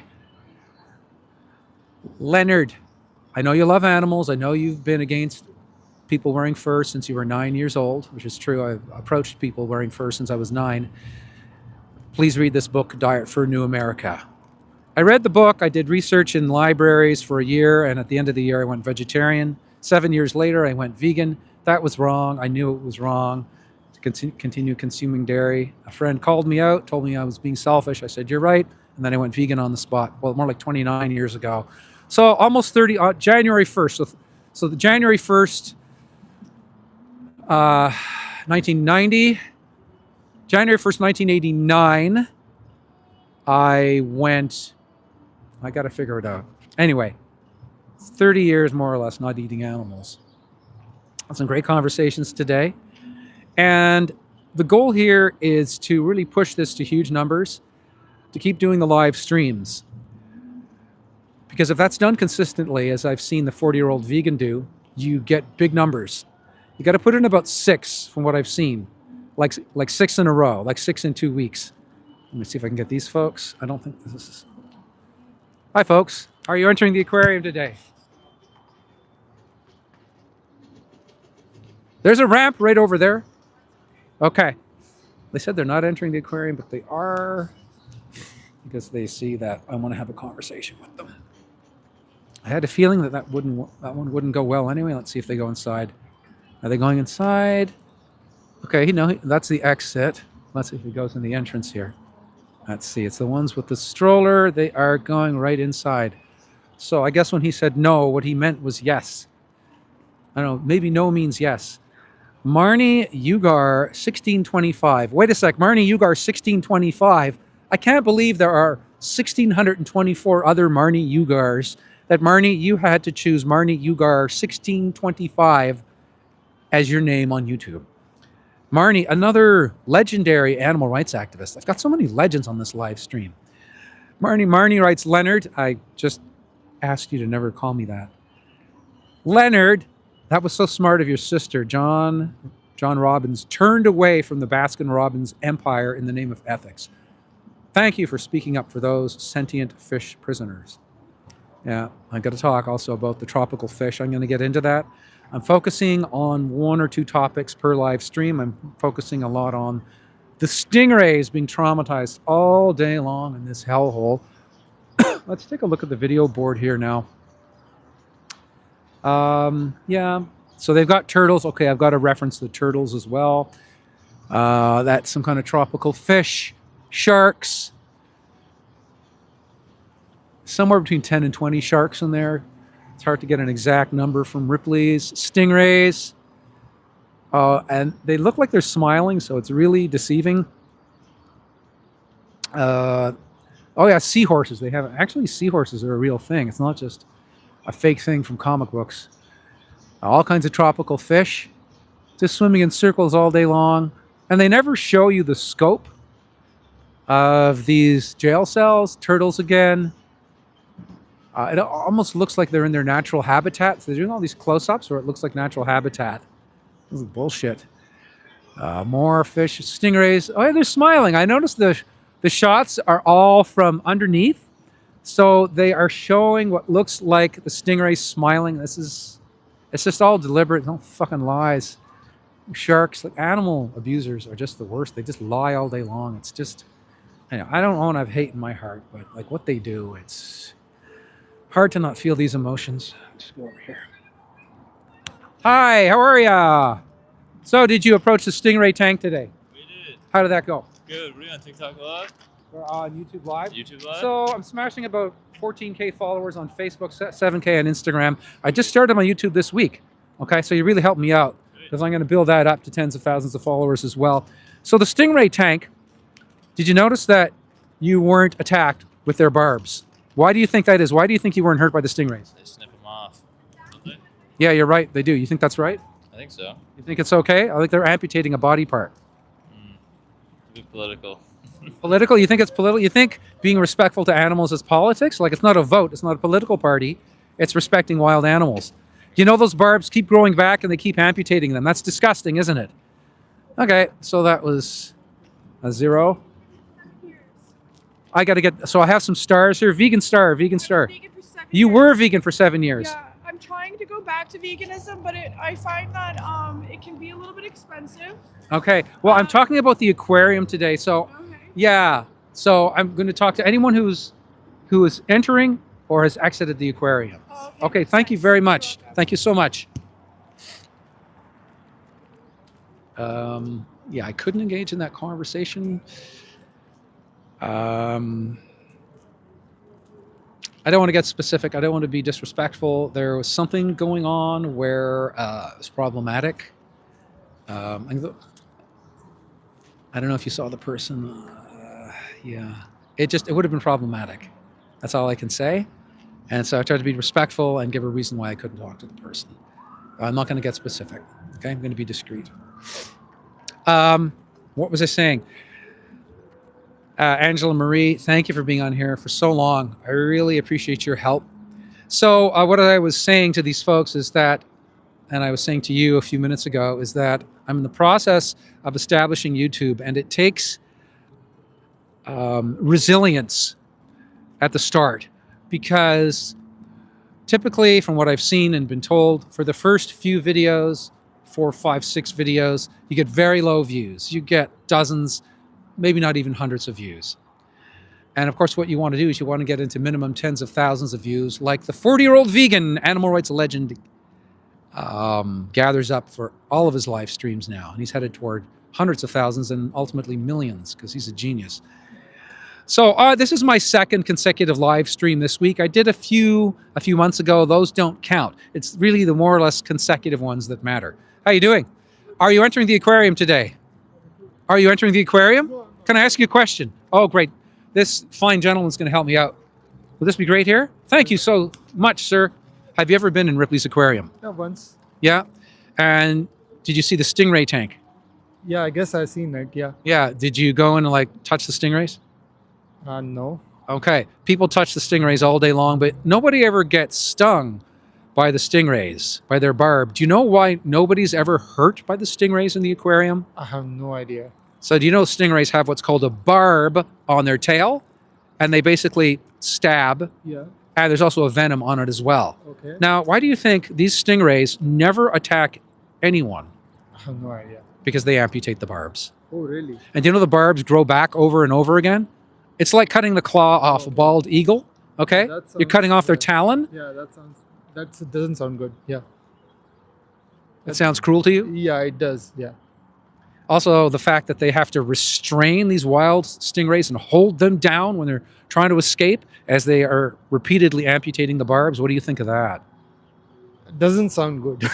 I appreciate your compassion. Yeah. One more question for you, because I think you're on your way to something. I'm personally like don't eat meat, so I don't really like torturing animals any kind. So you don't. So you are. It's okay. We can stand over here. So you are. You're a vegetarian. yeah, I'm a vegetarian. 100% vegetarian. 100%. You don't eat any kinds of animals. No. Fish. No. Chickens. No. Cows. Nothing. Pigs. Nothing. So no animal flesh at all. Just milk. Yeah. First, why are you vegetarian? It's just a tradition, right? So my entire family is vegetarian, so I grew up eating vegetarian food. So yeah, that's why. And there's an ethical basis for it. Respect for animals is part of it. So that's what I something realized later on. But like when you are growing up, you usually don't really are not really conscious of things because you are basically eat what is being cooked at your home. Exactly. But as you grow older, you learn about things and then you understand, and then you can make the informed choice as well. So I'm kind of fortunate that I don't have to make that choice for me. It was already made, and then I'm kind of habituated, so I don't really have to deviate from it, because you can have like plenty vegetarian options. So what you're saying is you just did that automatically because your whole family was vegetarian, and now over time as an adult, you've realized that it's also ethical and fair to animals to be vegetarian. It does seem fair to me. Yeah. Now, milk. Why do you have milk? For protein, and I think it's just a tradition. It's just a habit as well. It's just a habit. Let me ask you a question. Do you think that your body needs anything that's in cow's milk? Maybe a protein, yeah. So you don't think that you can get enough protein from plants? I think we can. Potentially we can. Potentially, so you think there's some question, maybe yes, maybe no, a person can get all the protein they need from plants? You can. Yeah, you can. It's Okay, so just you're a saying matter of choices, right? it's a matter of choices. Now, do you know how cows? Honestly speaking, Yep. Yep. So if I want to like eat certain grams of protein, right? Yeah. So I need to ensure like how much quantity of what type of food I need to eat, right? So I kind of feel that milk is kind of convenient option for me. It's like somewhat concentrated protein. Yeah. somewhat, Okay. yeah. Now, do you think there are plant foods that are highly concentrated protein Yeah, as there well? There are soya chunks is available, tofu is available. So like or even like grains and everything, but that doesn't really have too much protein. I have to eat lots of them. So, do you know that tofu per gram, per capita, so to speak, but per gram has more protein than a steak? Yeah, I totally agree with that. But the thing is, like, I need to eat like different things at different point of time, right? So How many edible plants do you think there are in the world that humans can eat? 80,000. So you said you need to eat different things. Do you think 80,000 is enough of a range but for you to get what you need from need to have, plants? like the bioavailability as well, right? So for example, in Canada, things, I mean, you have like limited options to eat veggies, right? Like most of the things which are bring out here like are exported, right? Are imported from other countries. So like locally grown plants are not really available here, right? That much. In You only eat locally produced food? No, I don't. Oh, okay. So do you know if you go into a supermarket, like if you go into Loblaws, do you know a majority of the foods there are plant-based or vegan? Sorry, what do you mean? Most of the foods in any supermarket are actually vegan. Yeah, that's good. So you're saying that there's not an availability of plant-based foods, yet a majority of the foods in a supermarket are plant-based. So does that tell you, yes, there is enough availability of plant foods so you can meet all your protein needs? Availability in terms of yes, because they are like imported. But if you consider like if you just consider what is being farmed in Canada, Why does that affect? available seasonally, Why does that affect what you can eat, it whether or doesn't not a really food is affect me. imported? I'm just giving you an example, like extreme example. I think are you really a bit worried about protein, and you think milk is a superior protein? Let's talk about the animals. See, I have not really given that much of a thought to it. Yeah. To be honest. Okay. But I'm just Sorry, I asked you two questions. Yeah, so the too first, many questions that sorry, I was sorry, not ready for it, right? sorry. I was not I'll ready go for back to this the first question.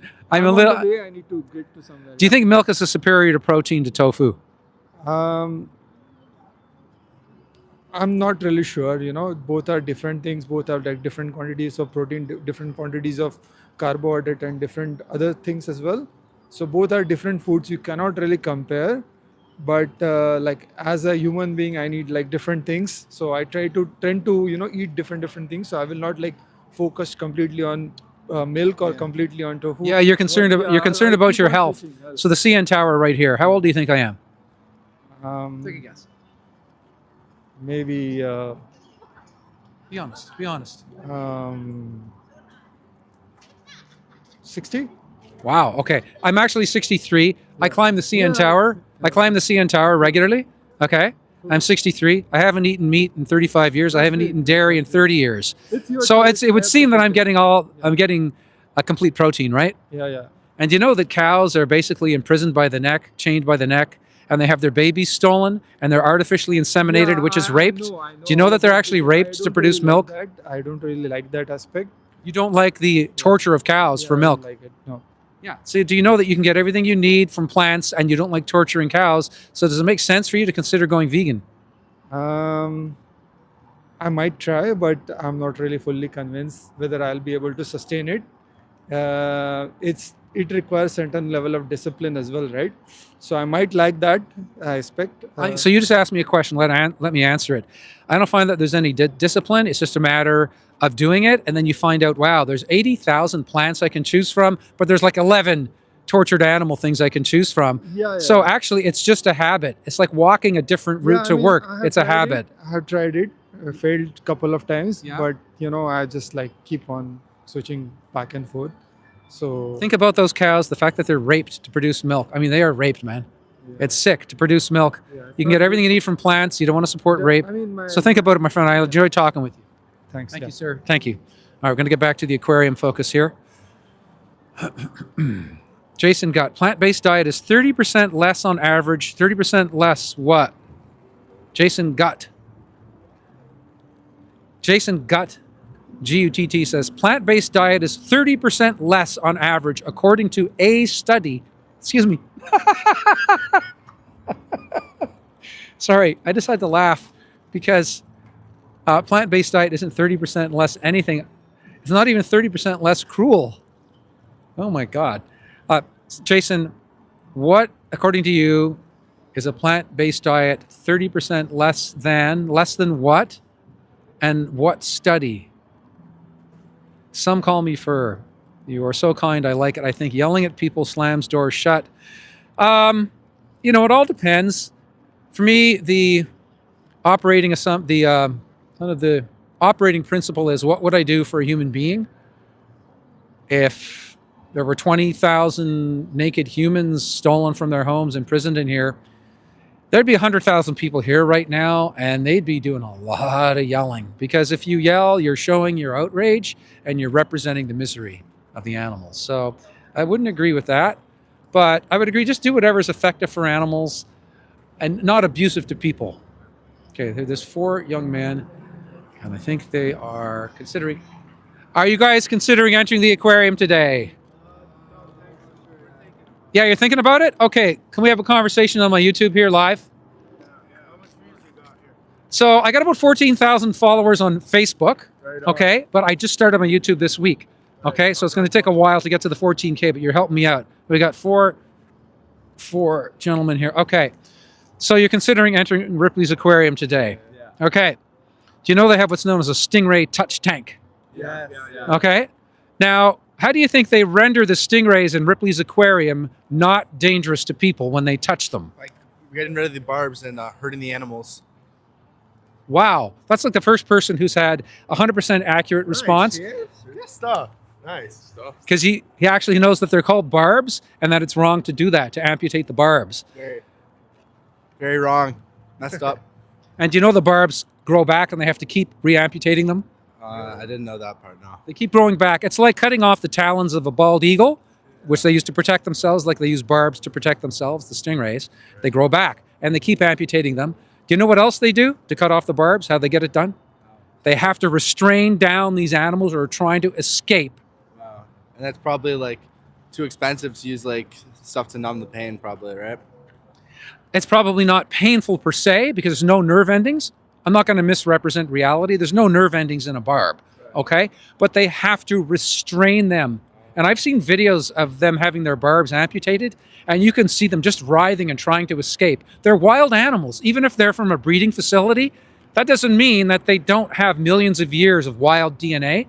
So they're like traumatized to be constantly amputated over and over again. What do you think of that? It's insane. That's really like disrespectful to them. It's unfair to the stingrays. Yeah. Wow. I agree with you. And do you know that stingrays during the course of a day will plunge to 40 meters depth? Wow. And will have a few inches here. Do you think it's right to take an animal that's used to like a 40-meter depth and they live in a few inches of water so that people can grope them? Probably not, no. I mean, like it's for people's entertainment. Like I don't really like have an opinion on it per se. Okay. I've just never looked at it like that. Yeah. So, Yeah. yeah. And another... The fish deserve to swim deep, and I don't think it's fair that they can't swim deep and then just so humans can touch them. I appreciate your basic respect for these marine animals. Another All problem... animals, you know? All animals. We're all the same. Just I different. appreciate that. Are you vegan, Charlie? No, I'm not. We can talk about that too if you want. Another problem with having very shallow depths for the stingrays is they don't have enough oxygen because the water carries the oxygen for them. Yeah. So there have been massive die-offs of stingrays at various aquariums, even in Canada. The Calgary Zoo had 43 of the same species of stingrays and 41 of them died. And they think it's partly because with the shallow water, they don't have enough oxygen. Another problem, another abuse of the animals is that when people touch them all day long, they disrupt their mucus lining. They have a mucus lining to protect them from bacteria and diseases. But when people are groping them all day long, it disrupts the mucus lining, and so they lose that protection, and so they have die-offs. Wow. Interesting. Definitely can't be good for them. Yeah, for I have sure. a question. What about the other animals there? Do they do anything bad to the other animals too, or I'm just curious. Well, how many animals do you think are inside the aquarium right now? And let me tell you for context. Over thousands. Well, so they have the equivalent of 2 Olympic pools worth of water. This is on their website, by the way. If you don't believe me or think I'm making it up, it's on there. Yeah. So it's 5.7 million liters of water inside Ripley's aquarium. 2 Olympic pools have about 5 million liters. So it's like they live in 2 big pools. How many animals do you think are imprisoned permanently, because they're all of their lives are imprisoned permanently in the equivalent of 2 pools? Thousands. 1,000, Thousands? 1,200. 1,200? Take a guess each. 1,300. 1,200, 1,300? Probably over like 10,000 and the future generations 10,000. too. This is like the Price is Right, where you're trying to like I'm going 7,000. 7,000. 20,000. 20,000. Nice, Jigger. You won, eh? Yeah. Come on down. Do you think it's right to abduct 20,000 animals from their wild habitat? Some of them come from breeding programs, but that doesn't make it any better for me. To take 20,000 wild animals and imprison them for their lives in what for them is the equivalent of a glorified bathtub. I think it's like also for my thoughts on that, I think it's like pretty sad to like have animals in captivity, like taking them from their homes and families and stuff. I think it's pretty sad, to be honest. But like Ripley's is a fun place, but like it also it's pretty sad. Yeah. I was wondering, like, for the animals that do get born in breeding facilities, and then I saw like some of them come from the wildlife and they can't come back into the wildlife. So I was wondering, like, where would you think it would be a better place for them that they wouldn't be able to go live in the wildlife then? That's a good question, and that problem is occurring right now at Marineland. Marineland's really bad. Marineland's bad. Yeah. I saw a video. They left the animals to die and abandoned the place, and they just left the animals there and didn't do anything about them. That's the problem right now is Marineland is shuttered. It's closed for good, but there's 19 beluga whales who are trapped there, and they don't know what to do with them because, as you say, they've been in this domestic situation for so long, they won't survive in the wild. They'll be dead fast. They don't know what to do with them. So they don't, if we shut this place down today, we don't know what they would do with these 20,000 animals. It's a problem. But they created this problem, and when people go in and give them $50 a pop, they go out with that money and they capture and kidnap more animals every day. And then they create the problem of when these hellholes eventually shut down, what are they going to do with all those animals? It's a tragedy, and we don't know what they're going to do. But, at least if we can stop more capturing and more breeding, then for the long term, we can spare so many millions of animals living a life that is unimaginable in terms of how miserable they are, swimming in circles for the rest of their lives in a bathtub. Yeah. So would you reconsider, you were thinking about entering today. Obviously, you're compassionate. Obviously, you're thoughtful when it comes to respecting other residents of the planet. Would you reconsider entering Ripley's Aquarium today? I don't think I'm going to be entering. Awesome. I might just stay out here and enjoy the entire view. Yeah, honestly, I think it's just disrespectful. It's not fair, and they use it for marketing for animals, but like they disrespect the animals and treat them wrong, so it's not worth my money. I think I'll just go to Tim Hortons right now. Nice. I was looking for an alternative to suggest to people. People commenting are saying, give them an alternative. Tim Hortons is an alternative. Also, up in Muskoka, there's a really good wildlife reserve just by Rosso, where they actually rescue endangered animals from like places like these, and they actually heal them until they're ready to go back in the wild. And if they're not ready for the wild, they actually have these huge acres of wildlife space that they roam freely, and it's sad, but it's way better than this for sure. And you said it's near Rosso? Rosso, Muskoka, yeah. Can you spell that? Rosseeaw.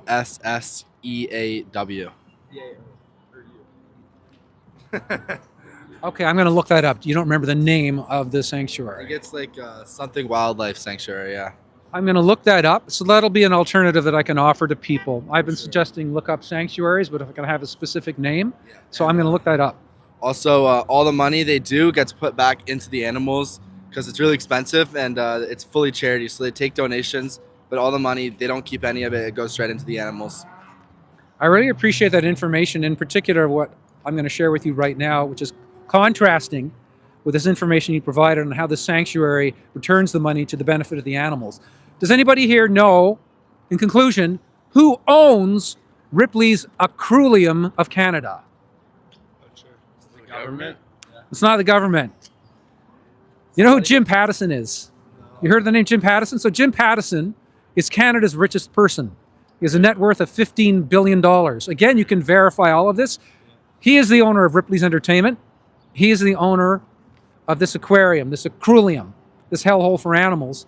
So this is a for-profit enterprise. It's not a sanctuary. It's not a rescue center. It's not an animal rehab center. It is for profit. And these animals are kidnapped and abused for profit so that Jim Pattison can maybe be worth $16 billion at the end of the week instead of $15 billion. It sounds like you're never going to enter this aquarium. Yeah. No, I think so. So you guys are going to go to Tim Hortons. You might hit the CN Tower. I appreciate speaking with you. Yeah, it's really a... What's the YouTube? We'll drop a little. So I appreciate if you can support, if you can subscribe, drop a like or a comment. Lenny Bruce 212. Lenny Bruce 212. So that's New York City's area code. That's my favorite You're place. from New York City? No, but it's like my second home, okay? So if you forget it, it's Lenny Bruce, who was a famous comedian in the 60s. Lenny Bruce 212. You can drop me a sub, comment, whatever you can do. What? So this is YouTube. I'm on Facebook as Lenny Bruce. That's where I've got the 14K followers. And I'm mobilizing that to build out YouTube because that's where the live streams really work. They don't work on Facebook or Instagram. They work on YouTube. So I'm going to build this. Yeah, and the younger generations are more on like YouTube and TikTok, so I think it's a lot better. I agree with you. You get a totally different audience. You get more kind of people in the middle, not just like either vegans or trolls. You get a lot of people in the middle, like you people. Where are you? Are you in the middle, or where would you say you are? I'm vegan. I've been vegan coming up on, let's see, 36, like 29 years as of January 1st. I'll be vegan. That's pretty cool. I'm going to be 63 in a few weeks. And I do the CN Tower climb each year for the World Wildlife Fund. Does a fundraiser called Climb for Nature every spring. So you climb all 1,776 steps. So I do that, and I'm no problem doing that. And I do it like a few minutes faster than average. I'm not like an athlete time at all, but even at, like I'm 1,000 years old and I'm still doing it, even though I'm 1,000, I'm doing a little faster than the average person. And there's pretty fit people doing it. And it's because I'm plant powered. I eat life. I don't eat death. And I mean, look at me, right? Where do I get my protein? Obviously, you don't need animals for protein, right? So, and you sound like you're already thinking about being vegan, or it's something that's crossed your mind. Like, I don't think I would become vegan. I mean, it's kind of. Why not? Like I don't know. Personal reasons. You don't want to share any of that? No, I don't want to be invasive if you don't want to share. Yeah, I'll just keep it personal. I mean, you'll keep it private. Private, yeah, private, yeah. Okay. Does anybody here have a concern about being vegan, or think that being vegan is not viable, is unhealthy, or is problematic in any way? I don't think there's any problems with it, and like benefits both way. I mean, yeah, that's it. I haven't thought like that in depth about it, but probably like becoming vegan is something I'll probably never do. Why? I haven't really thought that in depth about it, but when you say why, that sounds like you have some initial concern or resistance, like something that you're worried about or afraid of, like losing enjoyment or protein or something. yeah, I mean, like I mean, probably like steak is my favorite food. I'm a big guy, like tea. You know what I mean? It's probably something I wouldn't give up. There's no reason for me to give up. When you think of going from steak to like a pile of bean sprouts, it's like terrifying, right? Yeah, it is. Look, when I went vegetarian, first of all, I'll be honest with you, this 36 years ago, I was telling people I was vegetarian and I was lying, because I actually went back and I had steaks occasionally, because I thought, first of all, I was craving them. And second of all, I thought, I need real iron. I need real protein. I just got more information on how these animals suffer. Got more information on the fact I don't need to eat flesh. I don't need secretions. I don't need eggs. I don't need milk. I don't need dairy. And I said, let's just do the right thing. Let's do the right thing. These animals are suffering. They're being sent to slaughterhouses. They're having their necks ripped open. I've done investigations in slaughterhouses, and I see that they're actually still alive while they're being killed. It's not instant at all. Yeah, you can look up Toronto Star riding Regency Slaughterhouse, and you'll see my footage there. It was in the Toronto Star, and I just said, yeah, that's insane. So look, you guys are obviously animal lovers. You're respectful. You're thoughtful. I would recommend watching. Are you into sports at all? Yeah, we all play football. Yeah. For like what school? St. Andrews College. Say that again. St. Andrews College. Where's that? Aurora, Ontario. Yeah, we're about like a 40-minute drive. 40 minutes. Okay, what are your positions? Pardon me? What are your positions? I play safety and receiver. Safety and receiver. I'm on the offensive line. Offensive lineman. Yeah, running back. Running back. Linebacker. Linebacker. Okay, interesting. So definitely you're going to be concerned about protein, right? For sure, yeah. You don't have any vegetarians or vegans on the team? No. Okay. Actually, it's hard because we're borders. Like, we live on campus, and like even if there was a thought to switch diets, like we're always being served protein, meats. Like the options are very limited if we would make that transition. They do, but Yeah, it's vegan like options it's are pretty pretty limited. Yeah, It's it's really pretty limited hard the to eat options there. sometimes for vegan at least. So we're mostly just given animal products, but And that's it's kind of just the life like we have to live like in order to meet our nutrition goals and stuff. So Even if you did want to become vegan because you don't believe in killing animals when it's not necessary and putting them through all these miseries and confinements and all this bullshit, it's difficult for you because they're not making it readily available. They're not giving you like piles of tofu and beans. They're giving you meat, right? Like it's available for us. Oh, but it is. it's So like- they do give you vegan options. Yeah, a little, but it's it's like And So like, really, that's pretty respectful. So if you are a vegan, they give you an option. Like, what's the option they would give you instead of a steak? I've never checked honestly. I think there was never checked. Tofu is a big one. Tofu is a big one. Also, There's like, salad bar. and like the thing about me for like, I guess like I'm not vegan, but I stay away from like all the farm. Like I eat from like where it's farms. I don't like go to the mass-produced things. Like that's horrible. I think it's really sad. Like Yeah. especially because they don't ever see the daylight, and Yeah. I've seen videos of it. So like I really like free range animals. Local farms is way more better for like just like our planet and like the animals' sake than the big facilities and stuff and factors. You're genuinely thoughtful and considerate, and you're making decisions based on trying to be respectful to other residents of the planet, because humans aren't the only species, obviously. Can I recommend something to watch online? Sure. Have you heard of Game Changers?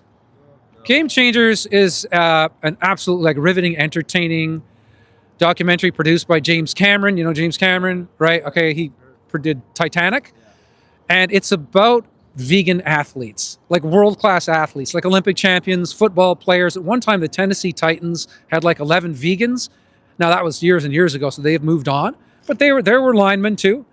Okay, so Novak Djokovic, the greatest tennis player of all time, he's been plant-based a long time. He's a beast. What is he, like 37 or something? He's not winning now, but well into his 30s, he's winning Wimbledons. So you can. Tofu has more protein per gram than a steak. And, you know, it's not going to be inflammatory. Animal flesh is very inflammatory. It does cause problems over time. It's very inflammatory. It'll attack your joints. It'll attack your arteries. It's not going to probably affect you now because you're young, but over time, it's going to be very inflammatory. It's going to clog your arteries. It's going to affect your circulation. Your circulation is going to break down. Your joints are going to break down. But do research on that to verify my claims. We need whole food, plant-based protein. You have beans, lentils, tofu. It's completely alkaline, and you're going to be good to go. You're going to be like me, 1,000 years old and climbing the CN Tower. It's nice talking to you all. I appreciate your compassion. Thank you. Thank you so Thank much. you, thank you. Thanks for boycotting the aquarium. Watch Game Changers, and it's been refreshing talking with you. I really appreciate you guys. Take care.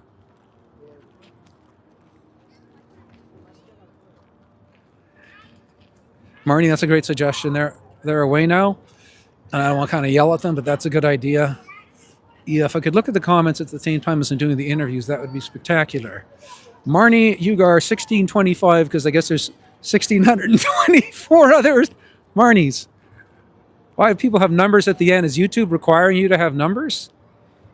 I just can't believe. Matthew Kittle, 3494. I'm just curious. Why do people have numbers at the end? Not being mocking, just trying to be funny. A little levity into the situation here. So many good conversations. This is like a hot spot for like reasonable people. Wow. I guess also because people don't feel like I'm threatening their enjoyment here. Like I'm not outside of a steakhouse and then people get their defenses up. I'm still going to do outreaches and protests at steakhouses and stores that carry fur. And some people are going to get more defensive. But, you know, that discomfort just doesn't amount to anything compared to what the animals, the agony the animals are going through. Leonard, I didn't choose the number, says Marnie. So I guess YouTube chose the number for Marnie Ugar, 1,625. Alpha Gal B12. Hi. Is there a significance to the B12? Alpha Gal, is that referencing the fact that as a vegan, you get all the B12 you need without consuming animals? I'm curious. You look familiar too. I think I know you on Facebook and have you as a friend on Facebook, Alpha Gal. B12. Some great conversations today. What I'm going to do is I'm going to grab this high resolution footage when it renders on YouTube, which will be tomorrow. My mouth is starting to slow down now because of the cold. And I'm going to produce another reel for Instagram. And I'm going to be back out here repeatedly. And I want to reach that critical mass number of what the 40-year-old vegan says is about 6 YouTube live streams in rapid succession, let's say over a period of 2 weeks max. And once you hit about 6, normally, if what you're doing is engaging and is of interest to people and well done, things take off. So we're on 2 right now. So things are quiet now. Things aren't quiet here. These are so many life-changing conversations I'm having. I'm trying not to cough into my microphone. I'm going to have to clean this. So one person had a lot of stuff coming out of the mouth, so this is coated. And as an OCD person, this is going to be disinfected with a can of alcohol. So those football guys are still over there. They're looking at the aquarium. No, they're looking at the CN Tower.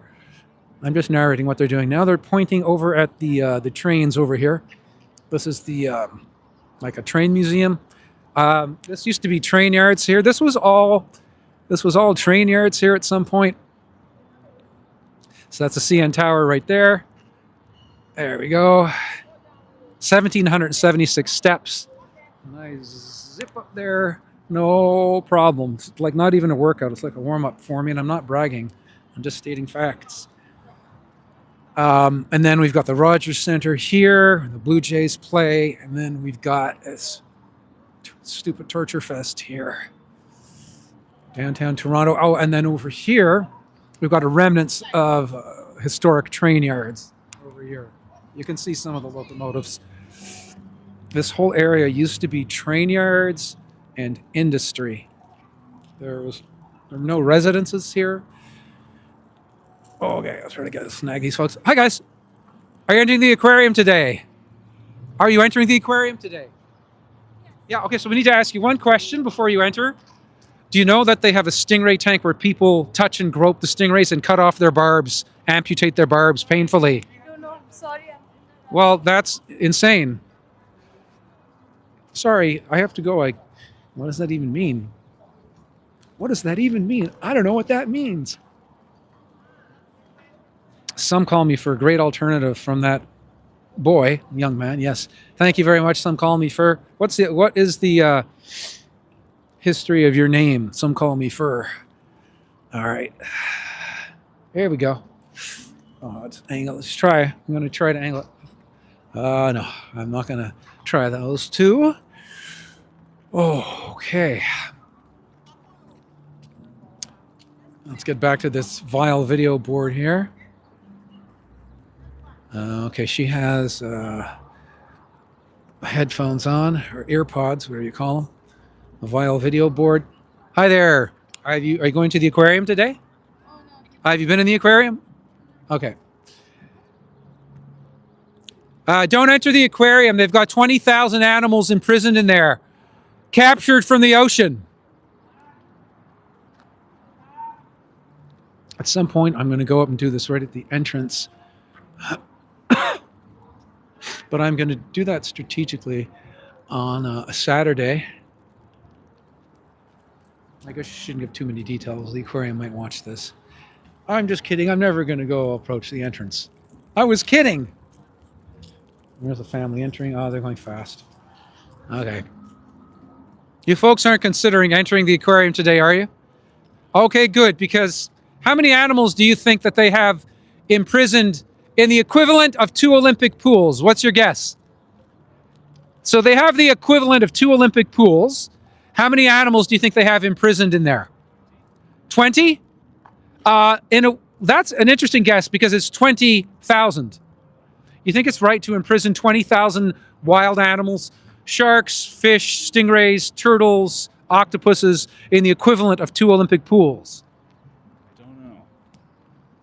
Do you think it's right to take animals whose instincts are to be in an ocean and to put them in a glorified bathtub swimming in circles for the rest of their life? I don't know. You don't know? That doesn't strike you as being abominably cruel and insensitive? I find all life abominably cruel. It's a crazy world. Thank you, sir. Take care. All right. I'm also getting good at, well, I've gotten good. I think I am good at knowing when to move on. So he said he didn't know if it was cruel to put 20,000 animals in a bathtub. And I said, isn't that abominably cruel? And he said, all life is abominable. I'm not judgmental. I'm not hateful. It's just, I'm saying at that point, when you're getting, I don't know what to call those types of answers. What would you call them? What would you call those types of answers? I don't want to say nonsensical because I don't want to be judgmental. But I guess I'll call them nonsensical for now. And when I get home, I'll look in my thesaurus and I'll find a nicer word, more politically correct word than nonsensical. But for now, I'm going to get answers like, all of life is abominable. Goodbye. Have a nice day, sir. I hope you climb the CN Tower and find that you can't do it because you're eating animals. All right. Oh, I turned my back to the camera. One thing I learned being in showbiz, you never turn your back to the camera. I was in showbiz for 5 minutes. Here we go. Hi, guys. How are you? Are you entering the aquarium today? Yes. Do you know they have a stingray touch tank? Yeah. Okay, do you know they amputate the barbs of the stingrays? Over and over again because the barbs grow back. So they keep amputating the barbs of the stingrays. Very insensitive of this aquarium to amputate parts of stingrays.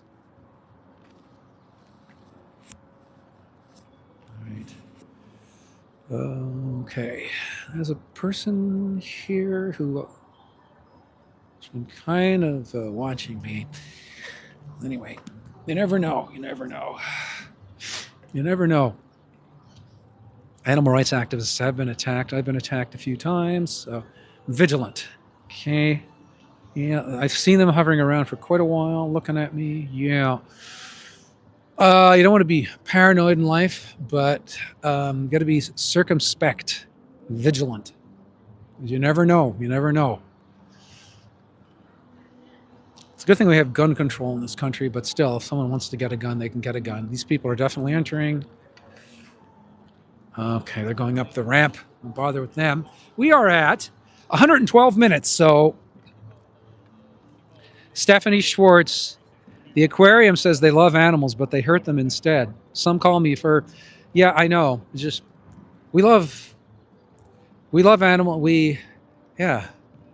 Well, I would say the owner of Ripley's Aquarium, Jim Pattison, Canada's richest person, worth $15 billion, doesn't love animals, loves what he gets from animals. So he loves that he gets a lot of money from exploiting animals. If he has dogs, cats, he loves that he gets companionship or protection. But loving animals means loving them for their own right, not loving them for what they give to us. That's the true definition of love. Love is altruism. It means, what are your needs? Not, what needs of mine are you meeting?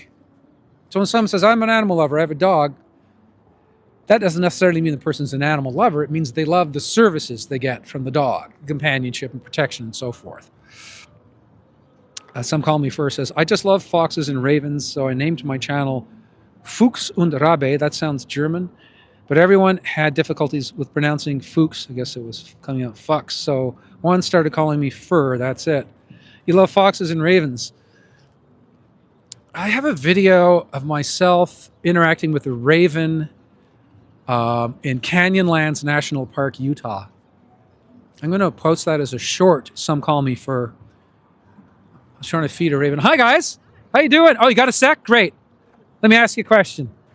Okay. I don't even have to be too close because I've got a remote mic here. Were you in the aquarium today? No. Okay, are you considering entering the aquarium? Possibly.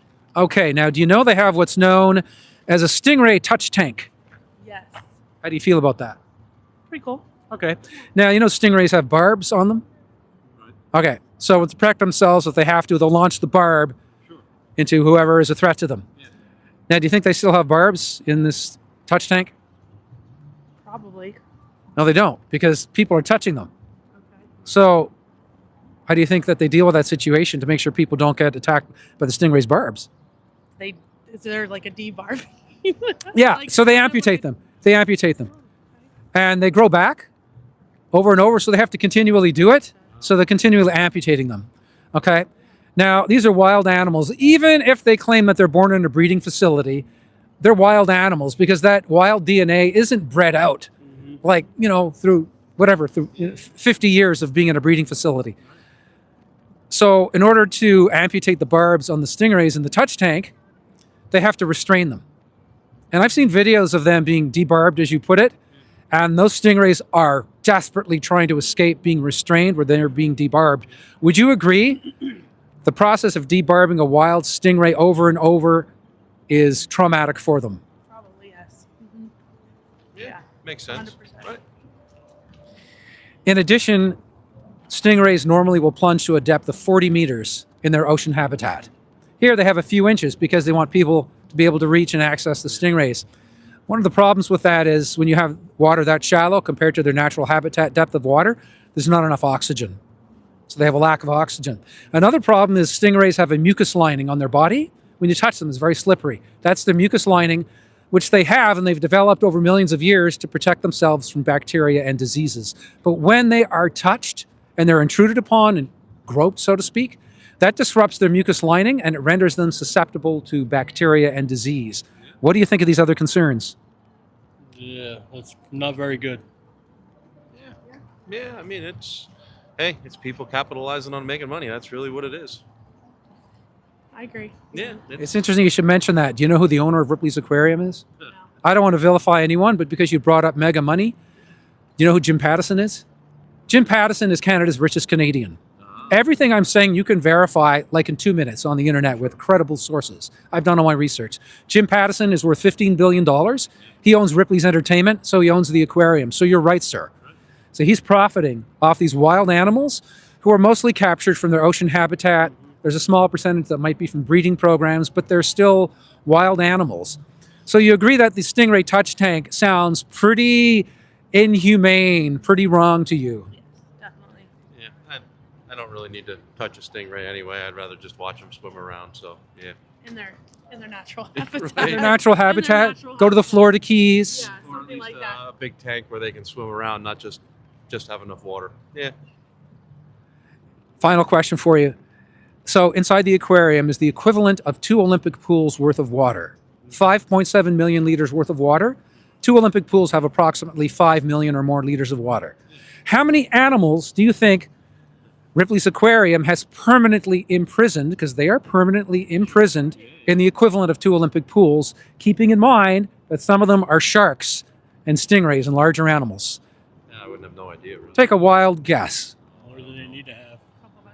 A couple hundred? Maybe. So you're coming from the standpoint of what you think might be reasonable. Okay, put 200 animals in those 2 pools. They got a bit of room. There's some small fish in there too. There's small fish. Oh, true, yeah. Pushing 1,000 probably, somewhere around there. 20,000. Wow, that many. This is on their website, which I think they're going to start removing this information because I'm launching my YouTube here to expose this, and I do it twice a week now.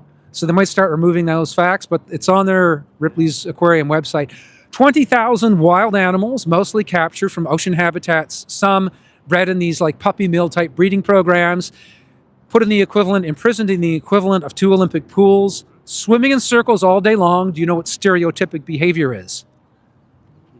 No, not really. Stereotypic behavior is behavior you'll see in any being confined in a small space for a long period of time. So prisoners pacing back and forth, bears in a zoo, tigers, lions pacing back and forth, or these animals swimming in circles, sharks, fish, turtles swimming in circles, because they're being driven literally, and I'm not using this term lightly, mad.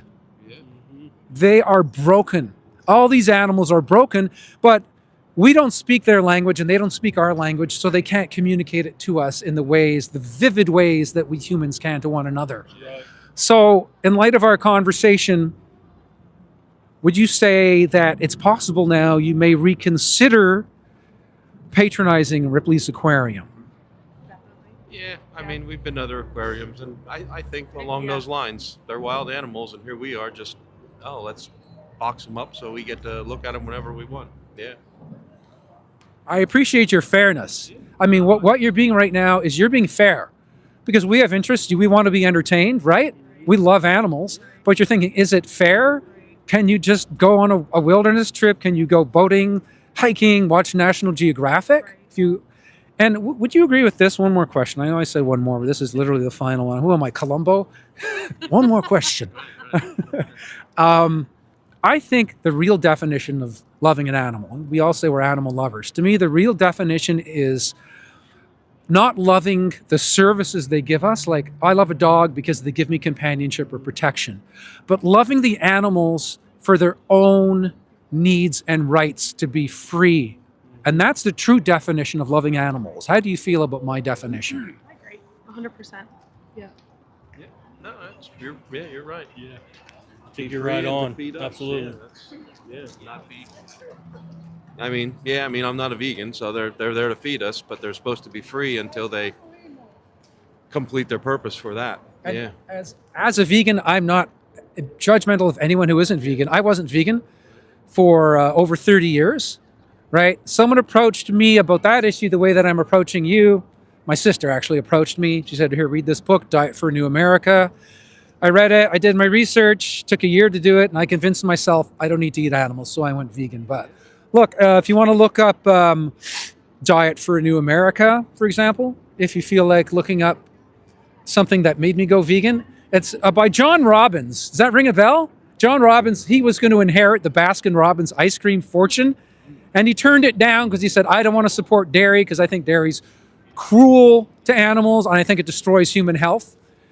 I told my sister, I'll do my research, but if I'm going to miss 1 gram of protein, thanks, guys. Diet for New America. Nice talking with you. Yeah, man. Nice talking with you too. Okay, so awesome. Did you want help? I can take the photo. Get in, I'll take the photo. Yeah, I'm a pretty good photographer. Okay.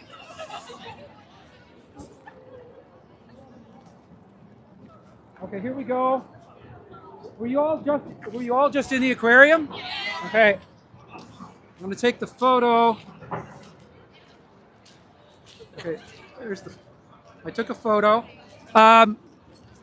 Do you know that Ripley's Aquarium amputates the barbs of the stingrays so that they don't sting you? And do you know that that's very cruel to do to stingrays? Do you know those barbs grow back over and over again, and they have to constantly re-amputate their barbs? And they have to restrain those wild animals. It's very traumatic. And there's 20,000 animals you saw today, guys, who were stolen from the ocean. They were stolen. Thank you so much. Thank you so much. Thank you. Thank you. Yeah, thank you.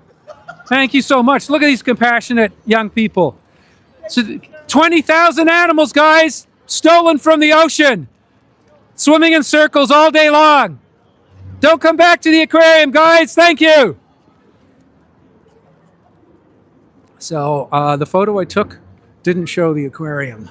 They're going to look at that photo. This is like their photo. This is the one photo they have of themselves outside the aquarium, and I took it, and it only shows stairs in the background. They're going to look at that, and they're going to be like, I hope they don't look at it until they're driving away on their bus. I deliberately took the photo of those students on these stairs here to not show Ripley's Aquarium. I was about to do it instinctively because I like to take photographs. I'm an amateur photographer, and I like to help people out and just to be helpful. Okay. Hey, guys. You're not going to the aquarium, are you? Okay, great, because it's very cruel to animals here. Terrible place. Yeah. So, yeah, they're not coming back, so I think they're driving off, those students, many of whom were actually congratulating me on what we were doing. I think a lot of them looked at that and said, this is stupid. It's stupid. It is so stupid. I'm not even expressing what I feel right now. So anyway, so that photo they're going to get, it basically, here's what the photo looks like. It's like that. It's like stairs. Yeah, I don't even think it showed any of the imagery on the exit or the entrance. It was just, I made sure it was stairs. It's like the worst photo I ever took because I don't want to in any way support this hellhole. So that's it. We cracked the 2 hours. Thank you, Brian, Steph Brophy, 5,800. Thank you, thank you. And a number of those students were expressing appreciation. I thought it was going to be like students during my last live stream who were chanting beef, beef, beef. Although afterwards, some of them came down and they had great conversations with me. But no, they were like, thank you for what you're doing. I support your cause. They give me like fist pumps. And, whenever they were brought here and their teachers condoning it, the school's condoning this stupidity. You can see a lot of them get it already. They didn't even need me to reach out to them. A lot of them got it. Some of them, those students didn't even want to be here. This stupidity. What I'm feeling right now inside, I'm not even expressing how angry I am. So I am going to do a live stream where I go inside the aquarium and I'm going to have to give them the money. I think there's a way that I can do it for like $33. I've found a way to do it, but I might have to pay $50. And I can't even really afford that, to be honest with you. And I don't want to give them my money, but for the sake of documenting this stupidity, I am really getting cold now, and I think I've lost all feeling in my toes. So, but, sacrifices for animals, I'm all about that. Thank you very much, everybody. I appreciate you tuning in. Hi, guys. Were you in the aquarium today? Were you inside the aquarium today? No? Okay, good. Don't go. They've got 20,000 animals kidnapped from the ocean, imprisoned in there. It's disgusting. Okay, great. So we're not in this hellhole, the Aquarium. Thanks very much, everybody. So I'm going to be back on board with this, and there's going to be some twists and turns. I'm going to show up. Well, I guess I'm not going to divulge right now what I'm going to do. Okay, I will. It's not like the aquarium is going to be able to do anything about it. Oh, that Canada Goose are wearing a fucking coyote hat. Oh, yeah. No, that's just their hood, but not just their hood. But I'm shivering now, and I want to limit how many toes I amputate. No, they're driving away. So that's the students driving away on their bus there. They saw the world's worst photo yet. Hi, how's it going? You look familiar to me. Okay. I'm not just saying that. I think that person's like in broadcasting or something. That really looks familiar. Huh. I don't have a great memory. I had a couple of concussions when I was a kid, and so I have memory issues. Long-term, concussion issues, ringing in the ears. I have hearing issues, but my hearing's amplified. I have hyperacusis. So, and the memory issues have been growing. So I know that. I've met that person. I thought they'd remember my face, but she was like, I don't want to talk to you, sir. Okay, everybody. Have a great vegan day. Thank you so much. And I'm going to be back here 4 more times. And by number 6, we should start to hit the big numbers. According to my research and according to the massive success of the 40-year-old vegan. So please subscribe to the 40-year-old vegan. He's live right now, so if you can go tap into that. I think he's outside St. Joseph's Hospital in London, where they are refusing to divulge what they're doing with dogs in whom they were inducing heart attacks. And now they're stopping that, but they're not. Oh, guys, you're not going to the aquarium, are you, today? Sorry? You're not going to the aquarium? Oh, there's a huge problem. Okay, we're live right now. Everybody needs to know this. Do you know they have a Stingray touch tank inside the aquarium? Yes. Okay. Now, do you know those Stingrays are not dangerous to you at all? No. Do you know why they're not dangerous? No. Because they amputate their barbs. Oh. Yeah, I don't know anything about fish. So stingrays have a barb, okay? It's like serrated. It's really like they stab any other species they think is a threat to them. But they don't obviously want you to be attacked with the barb. So they have to amputate the barb over and over again because they grow back. Every time they amputate them, do you think it's right to do that to wild animals? Ooh, that's a very controversial question. What do you think is controversial about, first of all, they have to restrain them and they're trying to escape because they're wild. Yeah. So they have to hold them down. And I've seen videos of the debarbing and they are trying like crazy. They're traumatized. Mm-hmm. They're trying to escape and then, mm-hmm. and they do that so people can touch them. Do you think that's potentially problematic for the animals? That might be a problem. Also, the animals have a mucus lining on their bodies, the stingrays. I'm watching that because if that tumbles over, I'm finished. Okay, they have a mucus lining, stingrays. When if you touch them, which I hope you don't, it's slippery. It's slippery. That's a mucus lining, which they need to protect themselves against bacteria and diseases. When you touch them, it disrupts the mucus lining, and that renders them susceptible to disease. And there's usually massive die-offs of stingrays. Look up Calgary Zoo stingray die-off. and most of them died off there because people are groping them in touch tanks. It traumatizes them. It disrupts their mucus lining. There's not enough oxygen in the shallow water because they live in oceans and they plunge to 40 meters depth.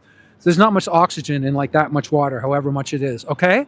So they're suffering, they're traumatized, they're confused, they're terrified, not to mention the 20,000 other animals in this aquarium who were mostly abducted from ocean habitats and put in glorified bathtubs to swim in circles for the rest of their lives so they can be gawked at, and to make the billionaire owner of Ripley's Aquarium, the richest man in Canada, Jim Pattison, even richer.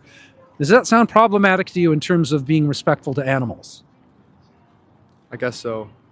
I would love to continue, but I'm in a rush. I have ADHD. I don't hear what you said, but I appreciate everything. And I've got OCD, so I can sympathize with, like, you know, our struggles.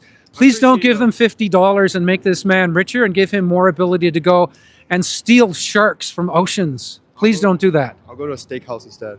Have a good day. So that's very disrespectful. Do you think it's cool? You think you're awesome to abuse animals? You think your girlfriend thinks you're a macho man? Grow up! You grow up, animal abuser! Because ended with a freak. What a freak. He said he's going to go to a steakhouse instead. But that's okay. Everybody else was mature. Thank you for wearing faux fur. It's a beautiful coat. It is. It is. Yeah. All right. So we ended with I don't want to name call, with a very disturbed person. I am 1,000 years old, and every day I do the equivalent of the CN Tower, 1,776 steps approximately, because I eat life, not death.